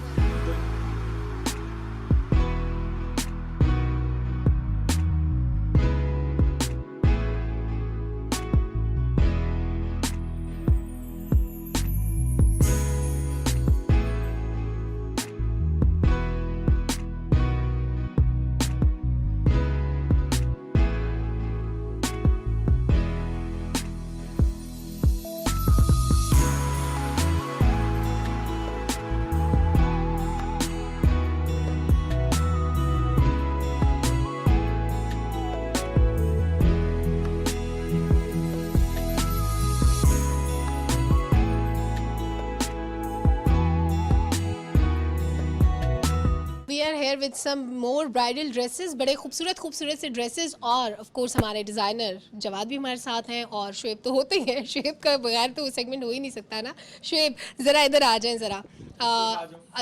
بالکل یہ ہم زوم کر کے دکھاتے ہیں کہ یہ کتنا خوبصورت کام ہے, بہت فائن. اچھا جواد صاحب آپ باقی ڈریسز پہ بھی آتے ہیں, یہ مجھے بتائیں کہ اس پہ یہ کیا کیا لگا ہوا ہے. دیکھیں اب یہ بھی ڈفرینٹ مٹیریلس کے ساتھ اسٹچ ہوا, ٹھیک ہے. آپ اس کے اندر دیکھ سکتے ہیں کہ یہ تھریڈ میں فلاورس بنے ہوئے, ٹھیک ہے. یہ کرسٹلز آپ دیکھ سکتے ہیں, یہ سارا جیولری مٹیریل ہے, ٹھیک ہے. اور اس کے سیکوینسز بھی ہیں, اس کی بھی اگر آپ شائن اور ڈبل شیڈ دیکھ سکتے ہیں تو آپ اس کی کوالٹی سے آئیڈیا لگا سکتے ہیں کیا چیز ہے. تو اس کے اندر بھی ڈفرینٹ ٹائپ آف ورک ہے.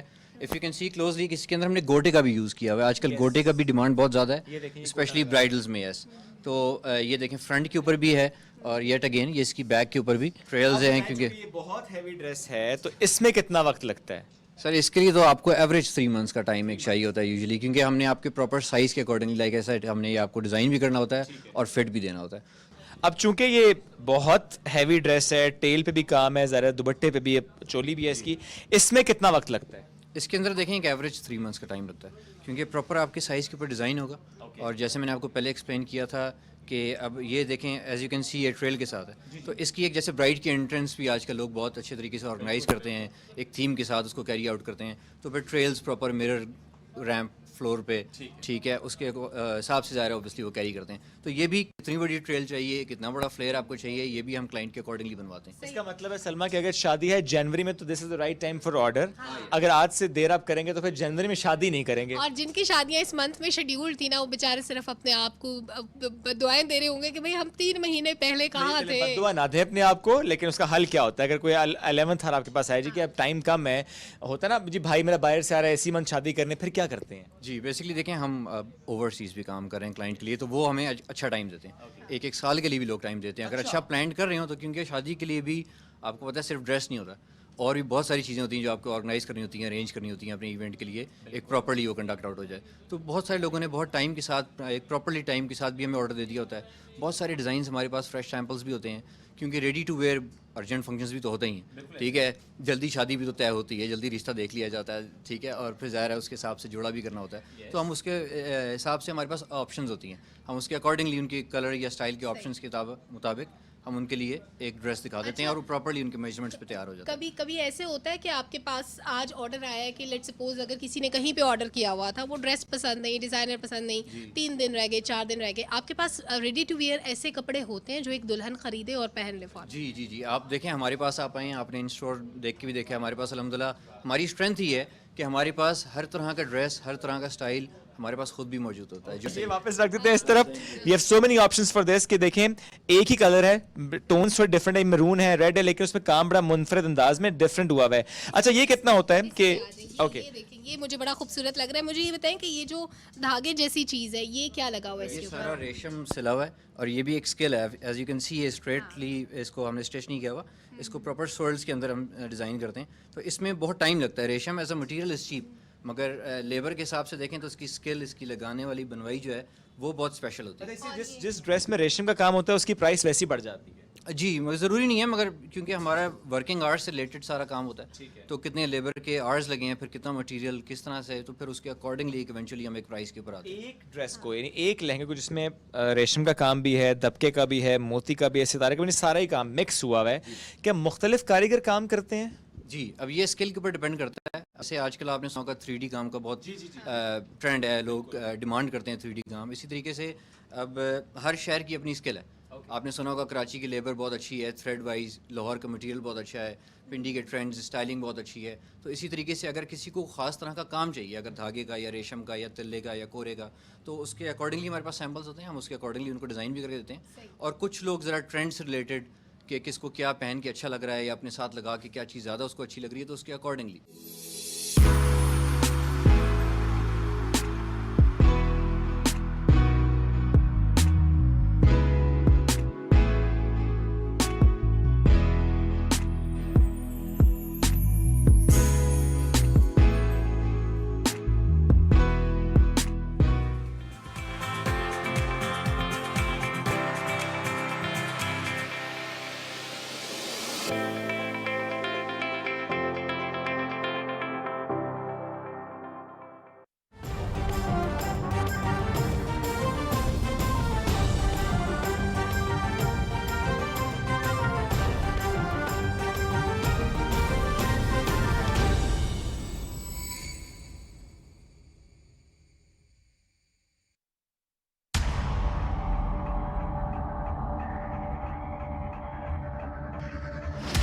Time to see the best in action.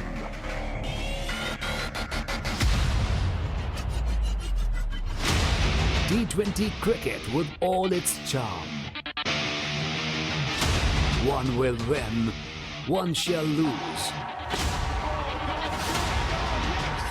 There will be some living their dreams, the others slithering into dismay.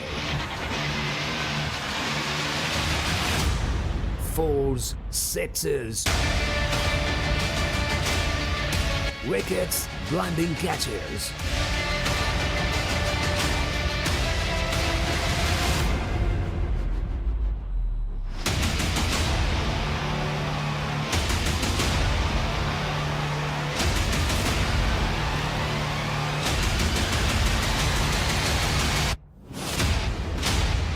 ICC World T20 2022, October 16th until November 13th, 2022. live on BTV Sports HD. Game on है. हमारा रब वो है जो कभी अपनी मखलूक को भूखा नहीं रखता। वो एक पत्थर में मौजूद कीड़े को भी रिस्क फराहम करने के जराए पैदा करता है। हम अब्दुल हमीद की सल्तनत को उसके सामने तबाह कर देंगे। ये आदमी फ्रीमेसन बन चुका है। जो लोग भी गद्दारी करते हैं उनकी लाशों को दरिंदे नोच डालते हैं। वो हमारा भाई है जिसने अजीम मकसद की खातिर खुद को कुर्बान कर दिया। ये इतना अजीम कत्ल होगा कि इसके बारे में हजारों सालों तक बातें की जाएंगी। फहीम पाशा, अब्दुल हमीद ने जो मुझसे मांगी है ये वही दस्तावेज है। मैं उसे गर्क कर दूंगा। सबाहद्दीन हमारी रियासत के दुश्मनों का साथ दे रहे हैं। उस्मानियों के बेटे सियासत में महारत रखते हैं। अब्दुल हमीद का तख्त कैसे उल्टा जाएगा? पारवोस की ताकत का उसे अंदाजा नहीं। छापा पड़ा है। अब एक तवील राहदारी में दाखिल हो रहे हैं। मेरा इंतजार करें।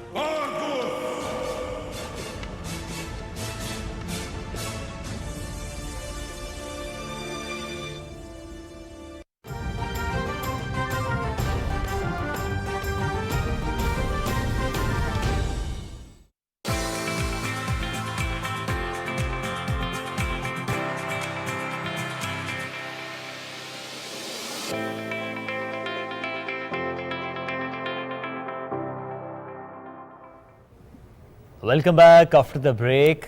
जुम्मे की मुनासबत से कोशिश हमेशा से रही कि कोई एक मौजू चुने और उस पर रहनुमाई हमारी भी हो। मौजू पर बढ़ने से पहले सेगमेंट का आगाज़ करेंगे नाते रसूल मकबूल सल्लल्लाहु अलैहि वसल्लम से, जिसके लिए आज हमें ज्वाइन किया मोहम्मद दानियाल महरवी साहब ने। तो उनकी तरफ बढ़ते हैं और देखते हैं कि किस कलाम का इंतखाब उन्होंने आज इस दिन की मुनासबत से आज हमारे शो के लिए किया। वो कमाले हुस्न हुजूर है, वो कमाले हुस्न हुजूर है कि गुमान नक्श जहां नहीं। वो कमाले हुस्न हुजूर है कि गुमान नक्श जहां नहीं। यही फूल हार से दूर है, यही शम्मा है कि दुआ नहीं। सल्लु अलैहि व आलिहि, सल्लु अलैहि व आलिहि, सल्लु अलैहि व आलिहि। मैं बुरू से लाके बुरा सही, मैं बुरू से लाके बुरा सही, मगर उनसे है मेरा वास्ता। मैं बुरू से लाके बुरा सही, मगर उनसे है मेरा वास्ता। मेरी लाज रखना मेरे खुदा, मेरी लाज रखना मेरे खुदा। ये तेरे हबीब की बात है, सल्लु अलैहि व आलिहि, सल्लु अलैहि व आलिहि, सल्लु अलैहि व आलिहि। کہ جسے چاہا در پہ بلا لیا، جسے چاہا اپنا بنا لیا، یہ بڑے کرم کے ہیں فیصلے، یہ بڑے نصیب کی بات ہے، صلو علیہ وآلہ، صلو علیہ وآلہ، صلو علیہ وآلہ۔ جزاک اللہ، بہت خوبصورت کلام کا انتخاب، اور نعت رسول مقبول صلی اللہ علیہ وآلہ وسلم کے ساتھ ہم لوگ جمعے کو یہ بھی اہتمام کرتے ہیں، ہماری ٹیم یہ اہتمام کرتی ہے کہ دین کے حوالے سے بات ہو، حضور پاک صلی اللہ علیہ وآلہ وسلم نے جو ہمیں تعلیمات دی ہیں ان کی بات ہو۔ ناظرین، جمعے کی مناسبت سے ہم نے آج جس موضوع کا انتخاب کیا ہے وہ بھی نہایت اہم ہے اور نہایت مبارک اور خوبصورت بھی ہے۔ حضرت ابراہیم علیہ السلام نے بارگاہ رب جلیل میں کئی دعائیں مانگی جنہیں قرآن مجید نے تفصیلاً بیان فرمایا ہے، اور ایک دعا جس کا خاص طور پر ذکر ہے وہ یہ تھی کہ اے ہمارے رب، ان میں سے یعنی حضرت ابراہیم کی نسل میں سے ایک رسول بھیج جو تیری آیتیں پڑھے اور انہیں سکھا دے کتاب اور دانائی کی باتیں اور انہیں پاک کرے، بے شک تو ہی بہت زبردست بڑی حکمت والا ہے۔ اور پھر ہم نے دیکھا، تاریخ انسانی نے دیکھا کہ حضور پاک صلی اللہ علیہ وآلہ وسلم کو دنیا میں بھیجا گیا جنہوں نے زندگی کے ہر موضوع اور ہر حوالے سے مسلمانوں کی، ہر انسان کی رہنمائی کی، پوری انسانیت کی رہنمائی کے لیے زندگی کے ہر شعبے میں نہ صرف خود کر کے دکھائے وہ اعمال بلکہ ان کی تعلیمات دیں۔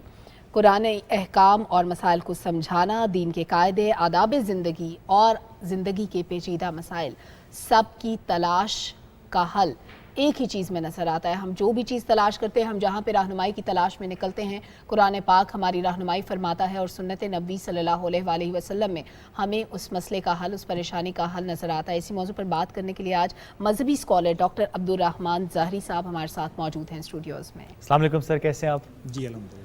عبدالرحمن الازہری صاحب، ایک تو بہت شکریہ، آپ نے وقت دیا۔ سب سے پہلے جاننا چاہتے ہیں کہ ایک انٹرو سلمان نے دیا اور ہم ضرور چاہیں گے کہ آپ اس میں روشنی ڈالیے گا کہ حضرت ابراہیم علیہ السلام کی اس دعا کا پس منظر کیا تھا، کیا بیک گراؤنڈ تھا اس دعا کا؟ بسم اللہ الرحمن الرحیم، اللہم صلی علی محمد وآلہ وطرتہ بعدد کل معلوم لک۔ سب سے پہلے تو آپ کی یہ جو کنٹینیوٹی ہے صبح پاکستان میں فرائیڈے کو، آپ کی پروڈیوسر اور ٹیم کی، آپ تمام کو میں اس مواظبت پہ، اس تسلسل پہ مبارکباد پیش کرتا ہوں۔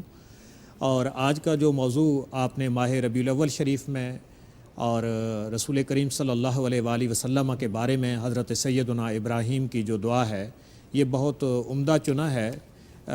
اس کا پس منظر جہاں تک ہے، اس سے پہلے چند آیات اگر سورہ بقرہ میں دیکھیں تو اللہ جل مجدہ نے وہاں پہ حضرت ابراہیم و اسماعیل نے جو کعبۃ اللہ کی آباد کاری کا، مکۃ المکرمہ میں بیت اللہ کی تعمیر کی، وہ بیک گراؤنڈ اور اس کا کانٹیکسٹ ہے۔ اس میں بتایا گیا ہے کہ وَإِذْ يَرْفَعُ إِبْرَاهِيمُ الْقَوَاعِدَ مِنَ الْبَيْتِ وَإِسْمَاعِيلُ، کہ حضرت ابراہیم و اسماعیل نے جب کعبۃ اللہ کی بنیادوں کو بلند کیا تو پھر اللہ کے حضور عرض کی، ربنا تقبل منا انک انت السمیع العلیم، اے رب ہماری یہ خدمت اپنے گھر کی، اپنی بارگاہ میں قبول فرما، بے شک تو سننے والا بھی ہے اور جاننے والا۔ اب اس سے آگے ہم دیکھیں تو ایک کنٹینیوٹی، تسلسل کے ساتھ چند اور بھی دعائیں آئی ہیں، لیکن کیونکہ ہمارا فوکس آج ان بعثت نبوی کے ان مقاصد کے ساتھ ہے تو میں ذرا اس کے ساتھ ڈائریکٹ لنک کروں گا۔ وہ چند دعائیں سکپ کر کے آخری دعا حضرت ابراہیم نے سورہ بقرہ کی آیت کریمہ نمبر یہ 129 ہے، جو ابھی جس کی ٹرانسلیشن آپ جو ہے وہ بیان کر رہی تھیں، تو یہ 129 آیت ہے، یہ آخری دعا ہے، اور آخری نبی حضور خاتم النبیین جناب محمد رسول اللہ صلی اللہ علیہ وآلہ وسلم کی آمد کے بارے میں ہے کہ انہوں نے اللہ کی بارگاہ میں عرض کی کہ ربنا وابعث فیہم رسولا منہم، اے رب ان میں رسول بھیج دے جو انہی میں سے ہو، یتلو علیہم آیات کا، جس کا پہلا کام تو یہ ہو کہ وہ ان پہ قرآن کریم کی آیات بینات کی تلاوت کرے، اور اس کے بعد وَيُعَلِّمُهُمُ الْكِتَابَ وَالْحِکْمَةَ، دو قسم کی تعلیم کی دعا کی۔ تلاوت آیات یہ بھی کتاب سے تعلق ہے. بڑا پیارا اس کے اندر ایک نظم ہے اور مفہوم ہے کہ دین اسلام کے اندر جو تھاٹس اور جو فکر ابراہیمی رسول کریم صلی اللہ علیہ وآلہ وسلم نے مختلف معمولات کے اندر لی ہے، ان میں یہ ایک اعجاز ہے کہ اس کا تعلق ہی کتاب کے ساتھ ہے کہ ان پہ تلاوت آیات کتاب کرے. اور اس کے بعد کہا کہ جو ان کو صرف تلاوت تک ہی محدود نہ رکھے بلکہ سیکنڈ فیز جو ہے اس کی انڈرسٹینڈنگ کا، اس کی تعلیم کا، ان چیزوں کی طرف بھی لے کے جائے جو انہیں کتاب کی بھی تعلیم دے، والحکمت، اور کتاب کے ساتھ اپنی سنت کی بھی تعلیم دے. حکمت سے مراد بہت سارے مفسرین نے رسول کریم کی سنت لی ہے، یعنی تھیوریٹیکل کام جو ہے وہ تو قرآن کریم کی آیات بینات سے ہوگا، لیکن اس کی جو پریکٹیکل مینیفیسٹیشن ہے، اس کی جو حیات قضائیہ ہے، وہ رسول کریم صلی اللہ علیہ وآلہ وسلم کے سنت کے پہلو ہوں گے. اور چوتھی چیز جو آپ نے اللہ کی بارگاہ میں دعا کی، وَيُزَكِّيهِمْ، وہ اس منصب پہ بھی فائز ہو کہ اپنی نگاہ کے کمالات کے ساتھ کفر میں ڈوبے ہوئے ان کے دلوں کی غلاظتوں کو دور کرے اور نور توحید سے ان کے دلوں کو منور فرما دے. جو حضرت اقبال نے کہا نا کہ خرد کے پاس خبر کے سوا کچھ نہیں، تیرا علاج نظر کے سوا کچھ نہیں. تو یہ جو نظر کا علاج ہے، اس کی بھی دعا حضرت سیدنا ابراہیم نے آقا کریم صلی اللہ علیہ وآلہ وسلم کے حوالے سے کی، اور آخر میں کہا کہ اے رب تو انکا انت العزیز الحکیم، تو غالب بھی ہے اور حکمت والا بھی ہے، تو جانتا ہے کہ میں یہ دعا کیوں کر رہا ہوں. کعبۃ اللہ کی تعمیر تو ہم نے کر دی، اس کی آباد کاری کے لیے یہ عظمت و شان والا رسول جو تو نے عالم ارواح میں، رسول ان کے اوپر جو تنوین ہے یہ لغت کے علماء جانتے ہیں، اس سے مراد یہ ہے کہ جو پہلے کوئی ذکر جن کا گزرا ہو، تو رسول کریم کا مقام ان کی نظر سے گزرا تھا، تو آج حضرت ابراہیم ان کی دعا کر رہے ہیں جس میں 4 مناصب نبوت یہ بیان کیے گئے ہیں اور اللہ تعالیٰ کی عظمت اور حکمت کو بھی بیان کیا گیا. اب اس کی قبولیت اور وہ اس کے بعد کے مرحلے ہیں جو آگے ہم دیکھیں گے. بالکل ظاہر ہے قبولیت کی بات بھی کر رہے ہیں، پھر قبول دعا ہوئی اور ہم نے یہ دیکھا. سر حضرت ابراہیم علیہ السلام کی دعا کے تناظر میں چونکہ ذرا گفتگو ہو رہی ہے، بعثت نبوی کے مقاصد کی اگر ہم بات کریں کہ اس دعا کے تناظر میں مقاصد کیا تھے؟ دعا کے تناظر میں 4 مقاصد ایسے تھے کہ جن کی دعا حضرت ابراہیم نے کی. اچھا، اب اس میں ایک اور بڑی انٹرسٹنگ بات ہے کہ وہاں پہ جو اکثر تقابل ادیان میں ہم کمپیریٹیو ریلیجنز کے اندر بات کرتے ہیں، اکثر جب آپ بات کرتے ہیں تو جو مشنریز ہیں جودائزم میں اور کرسچینٹی میں، یہودیت اور نصرانیت میں، تو وہ یہ کہتے ہیں کہ آپ کس بیس پہ ہمیں دعوت دیتے ہیں. تو حضرت ابراہیم کی جو پوزیشن ہے وہ ایک وفاق کی ہے، تمام مذاہب ان کو اپنا ایک معتبر سمجھتے ہیں. اس کی وجہ یہ ہے کہ آپ کے ایک بیٹے حضرت اسحاق تھے، ان کے بیٹے حضرت یعقوب تھے جن کا لقب اسرائیل تھا، اور بنی اسرائیل وہ بنے. انہی میں حضرت موسیٰ آئے رسول کریم سے 1800 سال پہلے، درمیان میں باقی انبیاء آئے 600 سال پہلے تقریباً حضرت سیدنا عیسیٰ روح اللہ آئے. اب وہ سارے آل اسحاق کے اندر تھے، اور حضرت ابراہیم نے دعا کی تھی ربنا وبعث فیہم، رب ان میں بھیج دے. تو وہاں پہ جو آپ کے ساتھ کام کرنے والی شخصیت تھی وہ سیدنا اسماعیل ذبیح اللہ تھے. تو حضرت اسماعیل ذبیح اللہ سے آگے 62ویں پشت پہ جناب محمد رسول اللہ صلی اللہ علیہ وسلم کی پیدائش ہے، 62ویں پشت پہ. تو یہ تقریباً 2500 سال کا ٹائم پیریڈ گزرتا ہے، اس کے بعد آپ کی جو ہے وہ ولادت ہوتی ہے. اب وہ جو مقاصد 4 حضرت ابراہیم نے بیان کیے تھے، ظاہر حضرت ابراہیم کا علم اور ان کی جو ترتیب ہے وہ اپنے مقام کے مطابق ہے. آگے اللہ نے جب یہ دعا قبول کی وہ بھی سورہ البقرہ میں یہ قائد کی ہے، یہ 129 ہے. 151 میں دوسرے پارے کے اندر اللہ نے فرمایا کما ارسلنا فیکم رسولا منکم، اے ابراہیم آپ نے کہا ہم نے رسول بھیجنے کا فیصلہ کر لیا تمہیں میں سے، یعنی وہ آل اسماعیل میں سے ہی ہوں گے. اور اس کے بعد کہا کہ وہ ان کا کام کیا ہوگا. پہلی بات اللہ تعالیٰ نے یہ کی کہ وَيُزَكِّيكُمْ، آپ نے دعا میں 4تھے نمبر پہ تزکیہ کی بات کی، لیکن اللہ نے اپنی حکمت کے مطابق کہا وہ تم میں سے ہوگا، اور سب سے پہلے وہ تمہارے دلوں کو پاک کرے گا.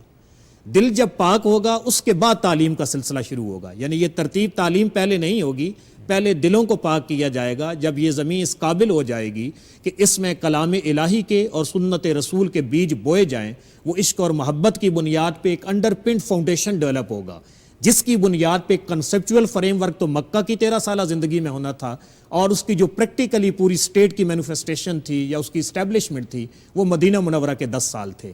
تو اللہ تعالیٰ نے اس دعا کو قبول کیا، لیکن 4 چیزیں انہوں نے مانگی تھی، اللہ نے ترتیب بھی بدل دی اور 5 چیزیں انعام کے طور پہ دیں. پہلی بات کہ وہ کیا کریں گے، وہ تمہیں میں سے ہوں گے، اور وہ تمہارے اوپر کیا کریں گے؟ یتلو علیکم الآیات، پہلے تمہارے اوپر آیات قرآنی کی تلاوت کریں گے، ویزکیکم، اور تمہارے دلوں کو پاک کریں گے، اس کے بعد ویعلمکم الکتاب والحکمہ، اس کے بعد کتاب اور حکمت کی تعلیم دیں گے۔ اب آخری جو پانچویں چیز اللہ تعالیٰ نے فرمائی، جو حضرت ابراہیم نے دعا میں نہیں مانگی تھی، اور یہ قیامت تک رہنے والی جو رسول کریم کی سرمدی نبوت ہے، نبوت عام ہے، اس پہ بھی دلیل ہے کہ آنے والی دنیا کے اندر حالات، واقعات اور علوم و فنون بدلتے رہیں گے، اور یہ نبی کیا ہے؟ وَيُعَلِّمُكُم مَّا لَمْ تَكُونُوا تَعْلَمُونَ، جس چیز کا علم تمہارے پاس نہیں ہے، ہر اس چیز کا علم یہ نبی وحی کی طاقت سے تمہیں عطا فرما دے گا۔ تو اسی لیے حضرت اقبال بھی کہتے ہیں نا، یہ کائنات ابھی ناتمام ہے کہ شاید دما دم آتی ہے صدائے کن فیکون، کہ جیسے جیسے کائنات بدلتی جائے گی، اس میں نئی نئی ایجادات ہوتی رہیں گی، ان تمام چیزوں کی بنیاد پہ یہ رسول رحمت کی نبوت، پہلے ہم کیا کہتے ہیں کہ وہ پہلے نبی تھے، آپ رسول ہیں، گویا کہ تجھ سے پہلے کا جو ماضی وہ ہزاروں کا صحیح، اب جو تا حشر کا فردہ وہ اکیلا تیرا، تو وہ رسول کریم صلی اللہ علیہ وآلہ وسلم کا ہے۔ اور دیکھیں نیل آرمسٹرانگ اور یہ لوگ تو 1969 میں چاند پہ گئے تھے، لیکن حضرت اقبال کی ڈیتھ 1938 میں ہو رہی ہے، لیکن آپ پہلے کلام میں بتا کے جا رہے ہیں، سبق ملا ہے یہ معراج مصطفیٰ سے مجھے کہ عالم بشریت کی زد میں ہے گردوں۔ تو یہ سپیس ٹیکنالوجی اور یہ جو آسمان کے اوپر فتوحات ہیں، یا مناطقہ کی اور فلسفہ کی باس ہے آسمان کے خرق و التیام کی، جو معراج النبوی کے کانٹیکسٹ میں کی جاتی ہے، اس کو اقبال نے ڈینائی کیا اور کہا کہ رسول کریم جب آگے لے گئے، اللہ کے قرب خاص میں تشریف لے گئے، تو یہ وہ رسول کریم کے فٹ سٹیپس ہیں جو آج بھی ہمارے لیے رہنما ہیں، اور آپ کو جو اللہ نے علم دیا، جو کچھ بھی ہم نہیں جانتے تھے، یہ رسول وہ بھی تمہیں سکھائے گا۔ یہ اللہ نے ایک ایڈیشنل اس کے اوپر کلاس جو ہے وہ ایڈ کی، تو اس سے ہمیں یہ پتہ چلا کہ حضرت ابراہیم کی یہ دعا جو سورہ بقرہ کی آیت کریمہ نمبر 129 میں ہے، اللہ تعالیٰ نے سورہ بقرہ کی آیت کریمہ نمبر 151 میں فرمایا کہ ہم نے نہ صرف وہ قبول کر لی، بلکہ اس میں ایک ایڈیشنل چیز بھی تمہیں ایسی دے دی ہے جو نبوت کے آخر تک رہنے پہ دلیل بین کے طور پہ تمہارے پاس موجود ہے۔ سبحان اللہ۔ اور چونکہ گفتگو میں اقبال کا ذکر بھی چل نکلا، تو علامہ اقبال کے بارے میں ہمارا علم محدود صحیح، لیکن کہا جاتا ہے کہ ان کی شخصیت کا ایک بہت بہترین، بہت چمکدار روحانی پہلو بھی تھا، جس سے بہت سے لوگ ابھی ناآشنا ہے، ہم ان کو ان کی شاعری کے حوالے سے جانتے ہیں۔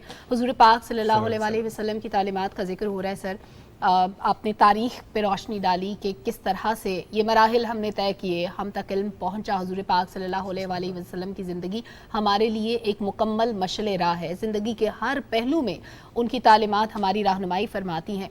ہم اپنی زندگیوں میں امپلیمنٹیشن میں کہاں پیچھے رہ گئے؟ بطور محقق، بطور ایک سکولر، آپ کی موجودگی کا فائدہ اٹھاتے ہوئے میں چاہوں گی کہ وہ لوگ جو آپ کو دیکھ رہے ہیں، جو آپ کو سن رہے ہیں، ان کی زندگی میں بھی کچھ نہ کچھ پازیٹیو چینج آئے۔ ہم قرآن پاک کی تلاوت کرتے ہیں، ہم اس کو سمجھنے کی کوشش کرتے ہیں، ترجمہ پڑھ لیتے ہیں، امپلیمنٹیشن میں کہیں نہ کہیں ہم پیچھے رہ جاتے ہیں۔ اوکے، دیکھیں میم، ویسے تو بہت ساری اپروچز ہیں جو آپ کا کویسچن ہے اس کو فریم کرنے کی بھی اور اس کو میٹ کرنے کی بھی، لیکن میں اس فریم ورک سے باہر نہیں جاؤں گا جو دعائے ابراہیمی ہے۔ وہ صاحبزادہ خورشید احمد گیلانی تھے، ملتان والے، بڑے اچھے کالم لکھتے تھے، جوانی میں ان کا وصال ہو گیا۔ ان کی بڑی اچھی کتابیں ہیں، قلم برداشتہ، وحدت ملی، اور انہوں نے ایک شعر لکھا تھا، میں اس کو پڑھ کے اسی آیت کے ساتھ لنک کروں گا کہ لوٹا عہد نبوی کی سمت اے رفتار جہاں۔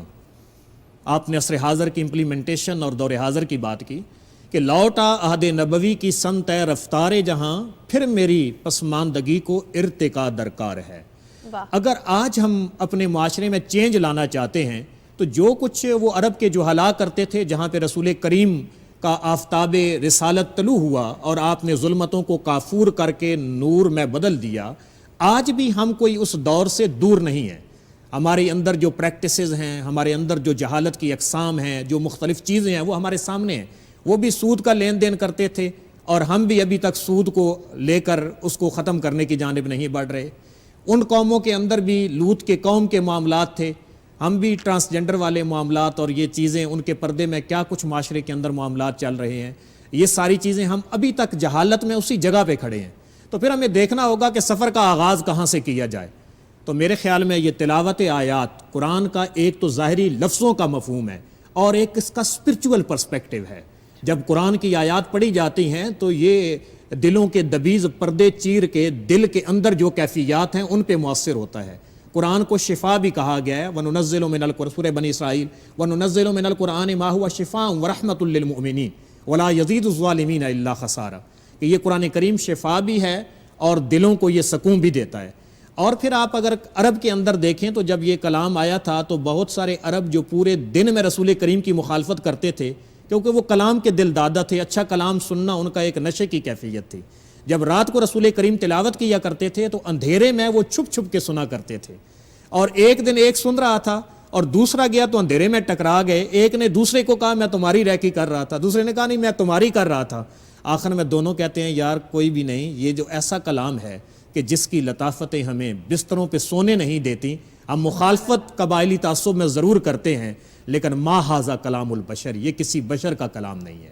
تو آج کی تبدیلی کے بھی یہ ہمیں قرآن کریم کے ساتھ تعلق کرنا ہوگا قائم۔ حضرت اقبال پھر بول رہے ہیں کہ خوار ز مہجور یہ قرآن شدی، شکوہ سنج گردش دوران شدی، کہ تو خوار تو آج زمانے میں قرآن کو چھوڑنے سے ہو رہا ہے، اور تو شکوہ یہ کرتا ہے کہ یہ دور ایسا آ گیا ہے، یہ زمانہ ایسا آ گیا ہے۔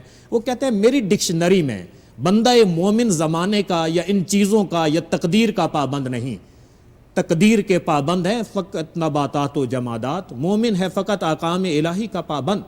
تو اس لیے حضرت اقبال یہ کہتے ہیں کہ ہمیں پھر قرآن کو اپنانا ہوگا تاکہ ہم تبدیلی کی طرف بڑھیں۔ تو پہلی بات تلاوت آیات، پھر وہاں تک محدود نہیں رہنا، کیونکہ صرف تلاوت یا قرآن کو سمجھنا، عربی میں مقولہ ہے الحافظ کل جاہل، صرف اس کو یاد کر لینا تو جہالت ہے، پتہ نہیں اس کا میننگ کیا ہے۔ آگے پھر سفر شروع ہوتا ہے تعلیم کا۔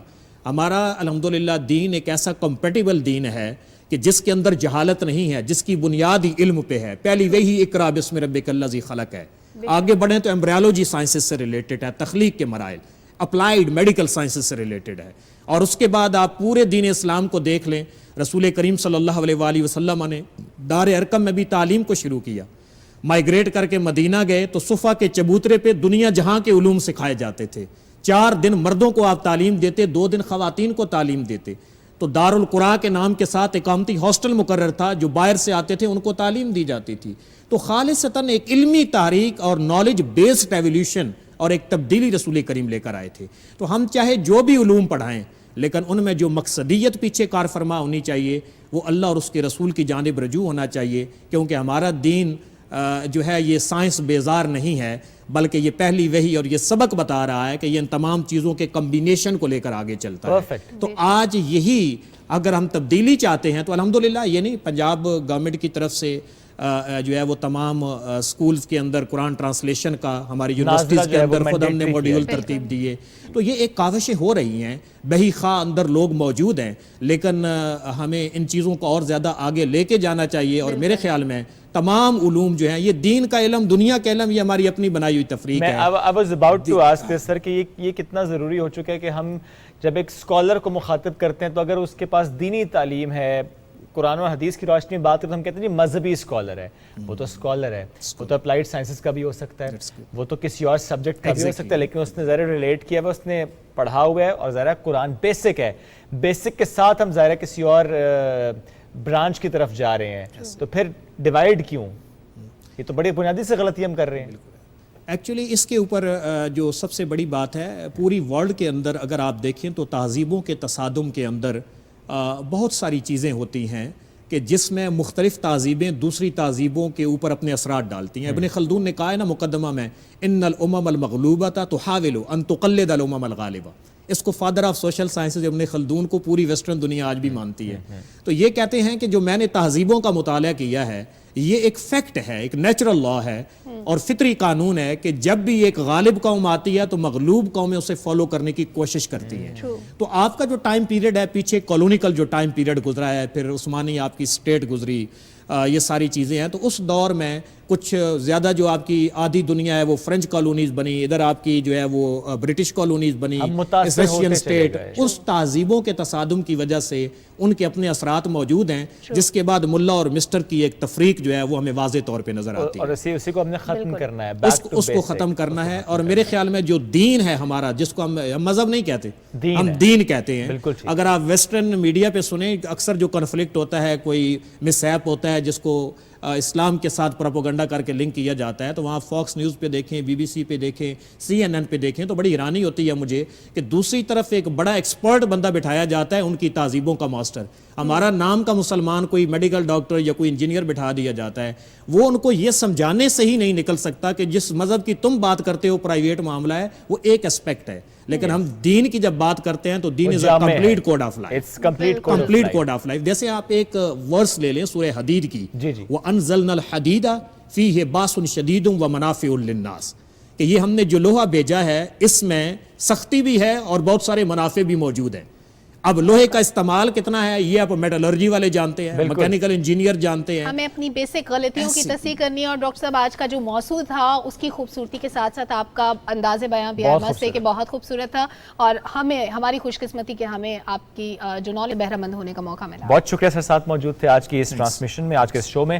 وقت ختم، ملاقات کریں گے منڈے کو. بہت سا خیال رکھیں، دعا میں یاد رکھیے. اللہ حافظ.